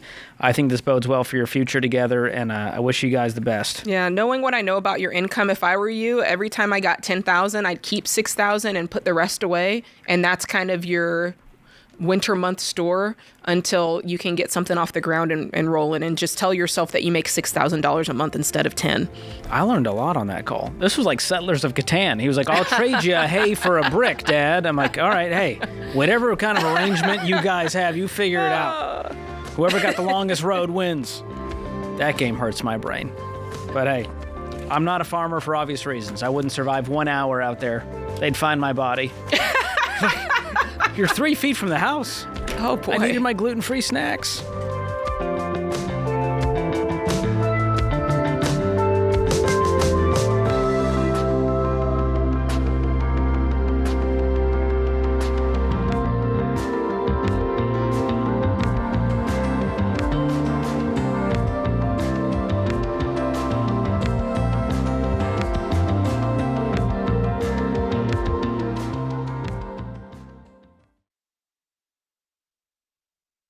If you've been paying off debt, working the plan, and have reached baby step 4 or beyond, you've done the hardest part. Now it's time to celebrate. The Live Like No One Else cruise is back. March 14 through 21, 2027. Join all the Ramsey personalities and me as we sail to Half Moon Cay, Cozumel, Jamaica, and Grand Cayman. Cabins sold out last time, and they will again. Lock in yours with a $600 deposit at RamseySolutions.com/events. That's RamseySolutions.com/events.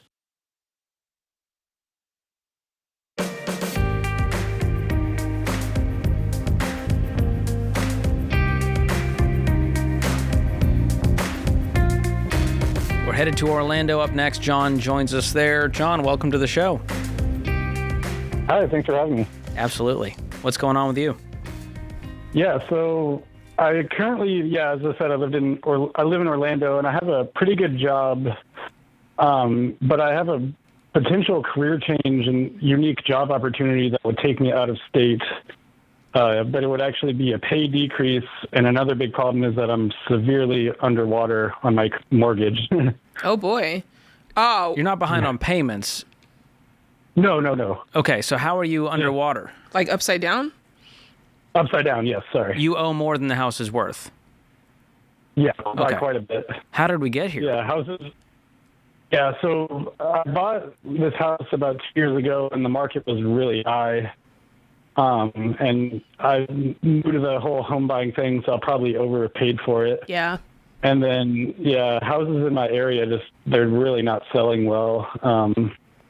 The prices have gone way down since I've bought. So you're underwater on paper right now, as if you sold today, you would take a big loss, and you would need to come up with the difference. Yes, and that's the problem with this out-of-state job. Yeah. How do you have any money? Like, do you personally have any money saved? Yes, I have quite a bit of savings, but I just don't want to dig into it for this. How much do you have? But so I have stocks that I get from my company. I have about $110,000. Okay. And then like liquid cash, I have maybe like $12,000. Okay. Okay. So the good news is, if you did choose to get out of this, because it's 70,000 underwater, is that correct? That's what I'm expecting, about 70,000. Okay. The good news is, if you had to bring the cash to the table to get out of this house, you could. However, my question is, why are you moving out of state for a pay decrease? Tell us more about the opportunity. That doesn't sound like an opportunity just yet. Yeah. So to give more background, I'm a software developer currently, and I do really like my job, and the pay is good. So this job would actually be a completely different career change, and it would actually be in federal law enforcement. Oh, wow. Okay. Yeah. So something I've been thinking about doing since I was a kid, and I finally got the opportunity to do it. The process takes a really long time, and very few people make it through the process. So I wasn't really thinking about this the whole time. I was just kind of going through the process. What's the differences in pay? What do you make now, and what would you make? Yeah, so my total so base salary right now is around $160,000. Okay. My total pay after stocks and everything ends up being about $210,000, maybe a little bit more. Wow. Awesome. Because I get $50,000 in stocks. Yeah, and then this new job would start out around like high 80,000. Okay. But it does go up after each year. But yeah, it would definitely, even long term, like the highest paid people in the new role would make slightly less than I make currently. And slightly less than the 160 or slightly less than the 210? Slightly less than the 210. I think the top people, like once you make the GS13 or whatever, I think it ends up being around 190,000. Okay. And you're single? Yes, I am. I have a long-term girlfriend, but no, not married. You said the percentage was low to even get into this. What's the percentage, like what's the chances that you'll move and actually get into the program or get to take the next steps? Yeah, so right now, they're wanting to get me set up for training right now. So around 1% of people who apply actually get selected for like training, but I've actually made it all the way through to that stage. Okay, Nice. so you made it under the fence. So what has to happen next? What's the timeline? So I haven't fully labeled. So yeah, training would be about 3 or 4 months from now. They have to get me selected for a training class. Would you have to quit your job to do the training? Yeah, I would. Yes. Okay. And then the training. Oh, go ahead. Sorry. Well, I'm just thinking through this. So it sounds like this is something you really want to do, right? This is you've kind of decided you are doing it. I haven't made up my mind. It would be different if I wasn't happy in my current role, but I do really like my current job. But at the same time, yes, this is something I've wanted to do for a long time. Well, the truth is you can always go back to software developing if this doesn't work out or if it's, I had fun, but I'm ready to go back. So it'll always be there. I'm not mad at the pay cut if it's what you really want to do. You're going to have to just suck it up and go, these stocks are gone. Yeah. I'm going to use this to, get out of this underwater mortgage. You might owe some taxes, and then you're going to move, and that's going to cost money. And so just know it's not a financially optimal move, but we know life is bigger than just spreadsheets. Sure. Do you have any debt? Yep. No, outside of the mortgage? Debt other than the mortgage. Yeah. Okay. I mean, I think unless you have another reason that you haven't told us about, if the reason for you strictly is a financial one, but I kind of like my job, I think we've given you an out for both of those. It's just, do you want to go forward or not? That's true. So in the grand scheme of life, the underwater mortgage is like, okay, that was kind of a stupid tax, something you couldn't super control. Now, you could have put more down and had more equity and got out of it unscathed, but here we are, and you're a smart guy. You make great money. You will recover. Okay, thank you. So financially, it's not the end of the world. It's just it's more about my decision on what career I want to do. Yeah, I mean, I could ask you this question. I mean, there's a chance that if you stuck in this house for a couple more years, maybe you'd see it go right side up. But will this federal law enforcement opportunity be available to you in 2 to 3 years? We don't know. Do you know? We don't know. Yeah. So there is an age limit. I'm 32 right now, and you have to enter training before you turn 37. So, I mean, the window's kind of closing, but it's not closed. I mean, you fully. got 5 years. So if you said to yourself, I know I can wait 3 years, and I want to do that, you could wait 3 years and see if you can get right side up on this. If you know for sure that opportunity would be available to you, and you wouldn't be the 1% that doesn't make it to training, right? Mm-hmm. And would you just rent in this new area if you got the job? Yeah, I would. That'd probably be the plan starting out at the new job, is to rent for a while. Training itself takes about 6 months, and then, your housing is taken care of during that time, but then I would probably rent. Is the training paid? Yes, it is. Okay. And then the last question, I mean, it's not part of the financial discussion, but the relationship. Is it going to survive long distance? Probably not. That's another big factor in my decision. Okay. So you're okay with that, it seems. Yes. Okay. Well, I think it's just something I'll need to decide. So I'm looking at all the factors. So the financial factor and then also the relationship factor, and both of those I think are going to influence my decision. Yeah. Okay. I mean, if she's the one, that changes the scenario. But if you're like, hey, it's been fun, but this career means more to me right now than the relationship, that's a choice you're making, and you just got to make peace with that.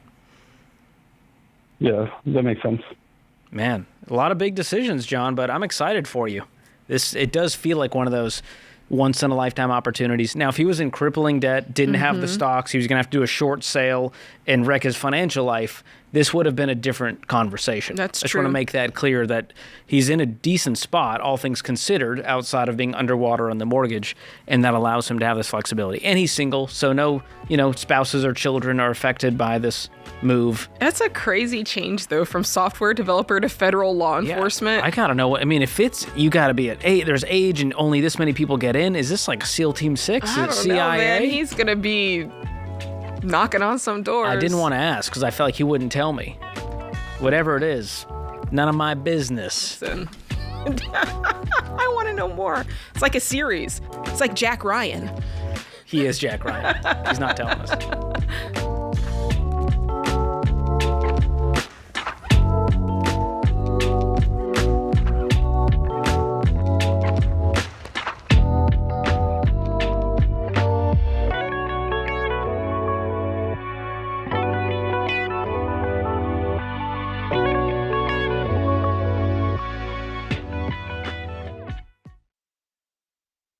Welcome to 2026. Last year is officially in the rear view, and you're fired up to finally make some changes with your money. New year, new goals. We love it. But let's be honest. Old you said the exact same thing last January and the January before that. And before you know it, those money goals fizzle out faster than the fleeting flavor of LaCroix. So here's the truth. New Year motivation only gets you so far. You need an actual plan.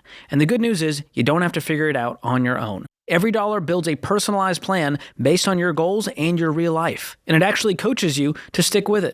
Plus, the Every Dollar app will help you find extra money hiding in your budget. And trust me, there's always something hiding. The average person finds $3,015 in the first 15 minutes. That's basically like giving yourself a raise and a much happier new year.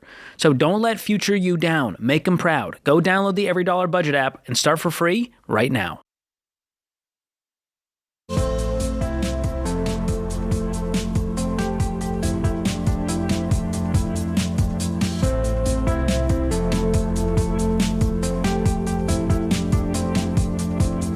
If you're wondering where all your money went in 2025, that is normal, and normal is broke. But next year can be different. You can get a head start by downloading Every Dollar. Every Dollar builds you a personalized plan and coaches you to find extra money and then put it to work to beat debt and build wealth. Answer a few questions and you'll find thousands on average in just the first 15 minutes. And Every Dollar still has the same great budgeting features to help you tell your money where to go. So don't go another year feeling broke and stressed. Start Every Dollar for free in the App Store or Google Play.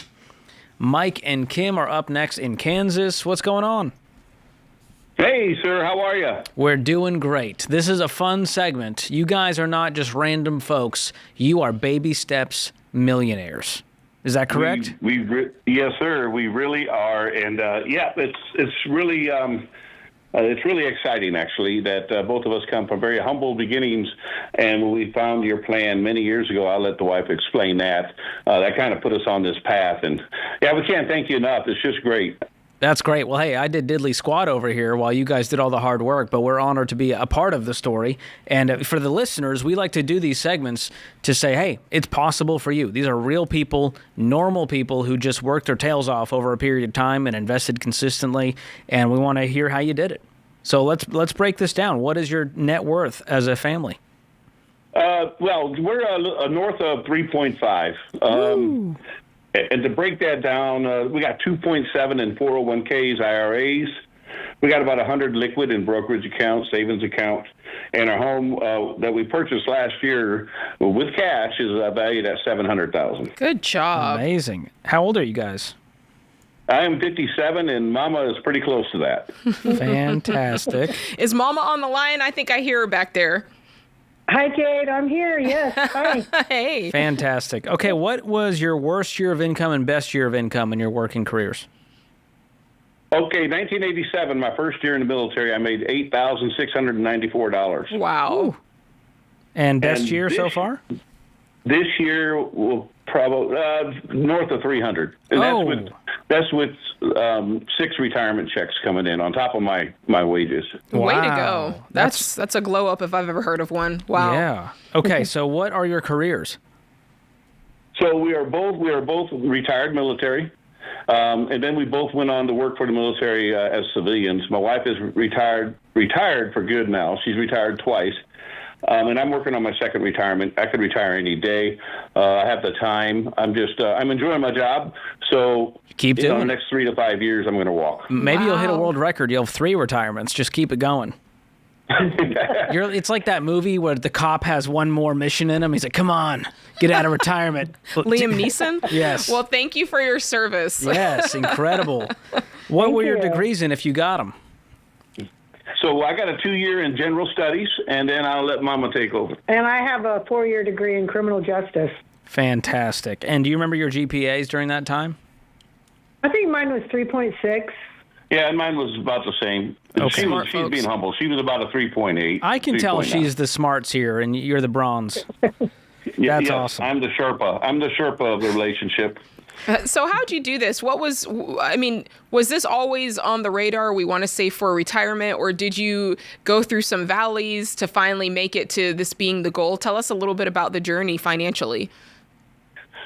So, yeah, we both, like I said earlier, we both come from very humble beginnings, and we knew that we had great families and great values, but we wanted to change the money part. So we searched and like trying to find a path, like how do we get there? How do we get there? And then from there, I deployed in 2008 for 15 months. And while I was gone, I'm going to let Mama take the conversation over, though. So we were stationed in Germany, and he deployed to Iraq for 15 months. So it was just myself and my daughter. And a friend of mine told me about Dave Ramsey, and she gave me the book to read it. And when he would call on Sunday, I would ask him, what are you watching on TV? Are you listening to any money people? And he was listening to another pretty well-known financial voice at that time. And I told him about Dave Ramsey and how the podcasts were free. It was just so easy to listen and get engaged, and I'd mail him a book. And sure enough, as soon as he heard Dave Ramsey, we both just fell in with both feet and dove into the program. It was exciting. It was new. It was invigorating. It was, a way of money management that we were not familiar with. And it all made perfect sense. And, with team effort and just intentional about where every penny went, we were able to become debt-free and, then start, obviously, saving money. So because of a good friend and because we both wanted a change for our future, Dave Ramsey really turned the switch for us. Wow. That's awesome. So this was like 17-ish years ago. You guys kind of got focused and went, all right, let's get out of debt. Let's start investing. We did. We went all in. I buy your books by the bundle, and I pass them out. When I got here, I passed them out to my team that I work with. Oh, that's awesome. And I said, hey guys, just read this book. All I ask is you read it and pay it forward when you're able to one day. We've been to the seminars down in L.A. We were signed up for the cruise. We were signed up for the previous cruise. The first one. Yes, but COVID put a damper on that. Yeah. Yes, it would have been great. It was great when we did it again last year. And then yes, and most recently we co-taught, prior to leaving Germany, we got back from Germany last year, we co-taught a financial peace class with our chaplain, and that was great. That's fantastic. Did you guys inherit any of this $3.5 million? Not a penny, sir. No, sir. Fantastic. And then I got to know, what kind of cars are real-life millionaires driving? Can you tell us the year, make, and model of your vehicles? I am. The car I drive to work every day is a 2009 Honda Accord. That is so perfect. That's so spot on. Wow. Okay, and how about Mama? Mama's got a Honda Pilot in there. That's a 22 that we bought cash. There we go. We were there. Good man. But The wife always drives the nicer car. That is the rule. That's the rule. Yes, sir. So, yeah, and we've only bought 3 cars. We've been married 31 years this August, and we've only bought 3 brand new cars over those 30 years. Wow. So, we just Papa's due for an upgrade, isn't he? Well, to be transparent, I got an upgrade last summer. I got a GMC Sierra with the Denali package, but it sits in the garage because I baby it, and I've never had a vehicle like that. Okay. Makes sense. It's like too nice for you to drive. It's too nice. It's just a trophy it at this sits point. on the shelf. Exactly. That's hilarious. I take it to the gas station, and then I detail it and back it back in the garage. But yes. So do your neighbors or friends and family know your status and net worth and wealth? Because it doesn't seem like you flaunt it. If I drove by your house, I would be like, those guys are probably worth $3.5 million. No, they don't know. And I was telling my wife, I was telling Kim, I was like, it's just funny because we don't have to worry about our family listening to this podcast because they don't follow you guys like we do. That's amazing and sad at the same time. I hope they do one day. They goes, hey, that's Mike and Kim. They didn't change their names. I recognize those voices. Wow. Well, there's nothing to be ashamed of. That's the good news. If they're like, whoa, I didn't know, you go, hey, we'll show you the way. There was no magic tricks here. You guys worked really hard. You served your country well. You invested for the future. Was this just in, 15 years of solid investing? Yes, sir. So in 2002, the Army came out with the TSP, and you're well familiar with that. Oh, yeah. So savings plan. I watched that for about a year, and then I went all in January of 2003. And then I kept that while I was in active duty. When I retired, I rolled it into my civilian TSP, and now it's just one big one now that's growing. And my wife, she did, and this is what I tell people, like, it's never too late. My wife worked 11 years civil service. The last 10 was consecutive. She dumped, she maxed it out every year with catch-up funds as well. And then she retired after 10 years. And now her TSP has grown to over $1 million in 10 years of investing. It's crazy what some intentionality does and the alignment. That's the really inspiring part about you guys. That's right. I can tell you're in sync. I mean, you're passing the ball to Kim. She's passing it back to you, alley-oop. You guys, that speaks to a great marriage, which then turns into a strong financial future. So thank you for inspiring us and everybody listening that it's still possible. 57 years old, 56 years old, worth $3.5 million, $0 in inheritance. He's driving an 09 Accord. She's got the 22 Pilot, as it should be. I want to be them one day.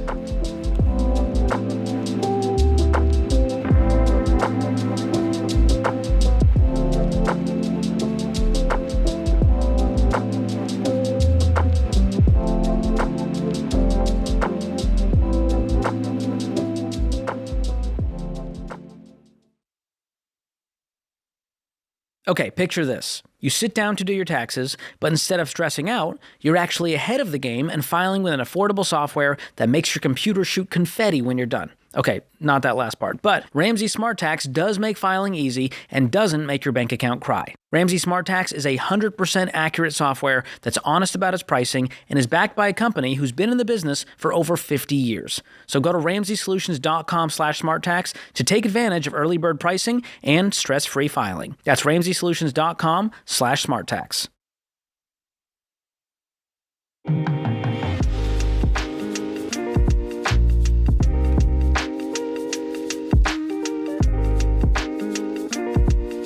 Our scripture of the day, John 16:33.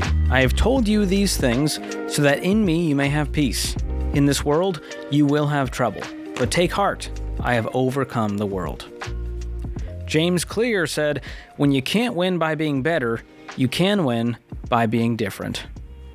That's how I've got to where I am today, Jade. I knew you were going to make that about you somehow. Not the sharpest in the room, but I'm unique. You are unique. You're one of a kind. There's only one George Kamel. There you go. All right. Mindy is in College Station, Texas up next. What's going on, Mindy? Hey, how are you? Great. How can Jade and I help today? All right. So I have been debt-free. I have no student loans. I am a senior in college and looking into moving out within the next year buying a house, and I have no credit score. And one of my professors kind of got into my head. I'm wondering how to best build a credit score without going into debt. Great question. And by the way, I'm so proud of you. You know how weird it is that you are debt-free and graduating college with no credit score? Absolutely. It's a good thing. Way to go. Yeah. So I'm what's your very current excited about it. What's your current living situation? Are you at your parents'? Are you in the dorm? Where are you right now? Yes, I'm living with my parents at home. Okay. Are you paying them any type of rent or just totally?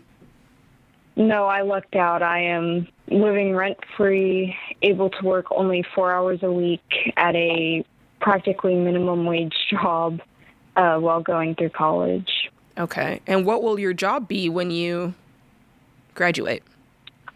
I'm looking into government agricultural work. Okay. And what will that pay? Somewhere around $70,000. Okay, cool. A year. So you're not technically ready to buy a house. You're just thinking about what you will need to be ready to buy a house. And is that the big reason for wanting a credit score, wanting to build it? Correct. So I'm in a deed of trust state, which means that no court if I default on a mortgage, and some of the mortgage companies are a bit more harsh. So I am wanting to have a good credit score when I graduate from college. Got it. But you're not going to be buying a house out of college. No, not directly. So No you'll be way renting could for I a afford while. that. Absolutely. Okay. And you can rent easily without a credit score. If you are employed, pass a background check, and you have enough money to cover a potentially higher security deposit, which you'll get back when you move out, they will rent to you. And so don't believe people who are like, well, you're going to need a credit score to rent an apartment still. I've rented many an apartment without a credit score. They just want to know, can you pay? Are you a criminal? And if not, they go, well, since we don't have the credit score, you'll pay a higher deposit. That way there's a little more skin in the game on your part. So don't worry about that. Okay, good to know. So then let's talk about the idea. We know you won't need it to rent. Let's talk about shifting you from the whole mindset of, well, I might need a credit score for something, Jade and George. And we're going to just suggest that you don't need to build a credit score for any reason. Because right now, I mean, think about it. You have no debt. There must be a reason that you decided to go through your life with no debt. And the only way to build a credit score would be you having to get into debt. Okay. And when you do get to that point of buying a house, which, you know, and getting a mortgage, there's a process that I've been through called manual underwriting. You may have heard about it. And here's I'll tell you the exact things that are required, because I did in-depth research for my book, which I'll send you, Mindy. There's a whole chapter on credit scores and how to live without one, where it's super nerdy. And here's the exact steps. So here's what you will need to get a mortgage without a credit score. You'll need verification of income for the past 12 to 24 months, so your tax returns, which you'll have been employed at that point for a few years, right? Correct. You'll have rental payment history, 12 months of documented on-time payments. You'll have that. Mm-hmm. You need 12-month history of your savings and bank statements, which you'll have that. And then one or more regular monthly expenses as an alternative trade line. So think utilities, cell phone bills, anything that you've had to pay monthly, that will count as well. And for anybody listening who's thinking of the same thing, if you are self-employed, you'll probably have to show your tax return history for the previous year or so. There's a little more risk there with self-employed folks to make sure their income will stay that way. So that's, Mindy, that's all you need. And you can reach out to our friends at Churchill Mortgage as you get closer, and they can help you in your area go, here's exactly what you need. And the truth is, here's what they do. They do manual underwriting, which means no computer runs it. There's no credit score. There's no automated underwriting. And so a real person looks at all this information to grant you the loan and essentially give you a quote-unquote good credit score. Okay. So that's what happened to me. As long as you do a 15-year fixed-rate mortgage with at least 10% down, that's the other thing, is you got to do it the Ramsey way, not going, well, I'm going to put 3% down on a USDA loan on a 30-year. You're going to have a harder time doing that. But if you're a strong borrower, meaning you're 15-year and 10% down, they go, all right, or 20% even better. And so that's what I would be focusing on, is just stacking cash since you're doing so good, instead of worrying about, do I need to open a credit card and start building my score and keep up with it? 100% do not. I would spend your energy elsewhere. Sounds good. Thank you so much. Yeah, thanks for the call. And hang on the line. Kelly's going to pick up. We'll get you a copy of my book, Breaking Free from Broke, which breaks all of that down for you. Hunter is in Arkansas up next. Hunter, what's going on? Hey, man. How y'all doing? We're doing great. We're running a little short on time, so get right to the question. Let's see if we can help you. Yeah, man. So basically, sum it all up, I'm just trying to do better at trying not to live paycheck to paycheck, just going to see maybe if you guys have some tips on that. Yeah, the first thing, paycheck to paycheck is usually a symptom of a bigger problem. You're just feeling the effects of something bigger. It's usually a spending problem or an income problem. So tell us a little bit about your income. Right. So this past year, I just cleared over $117,000, and my total bills for each month is roughly around $3,000 a month. Okay. And I roughly make after taxes $1,400 a week. So that gives me a little bit of once I move everything to my bills account, I roughly have $550 to $600 a week after that to spend freely. So you're bringing home $72,000, $73,000 or so, and your expenses are $36,000 a year. So you should have half your income sitting somewhere, but you're saying it's disappearing and you're not able to cover all the bills? Well, no, it's not necessarily that I'm not covering the bills. The bills are taken care of. Like, I got a whole other account where it automatically direct deposits to my bills account, so those are all on auto pay. It's just more so the free spending money, as well as trying to cut into me trying to save some of that as well. Do you have any debt? Yes, so I got a truck payment, a side-by-side payment, student loans, and rent. Student loans? How much are the student loans? The balance is right at $11,000, and the monthly payment is $121 a month. Okay, what do you owe on the truck, and what do you owe on the side-by-side?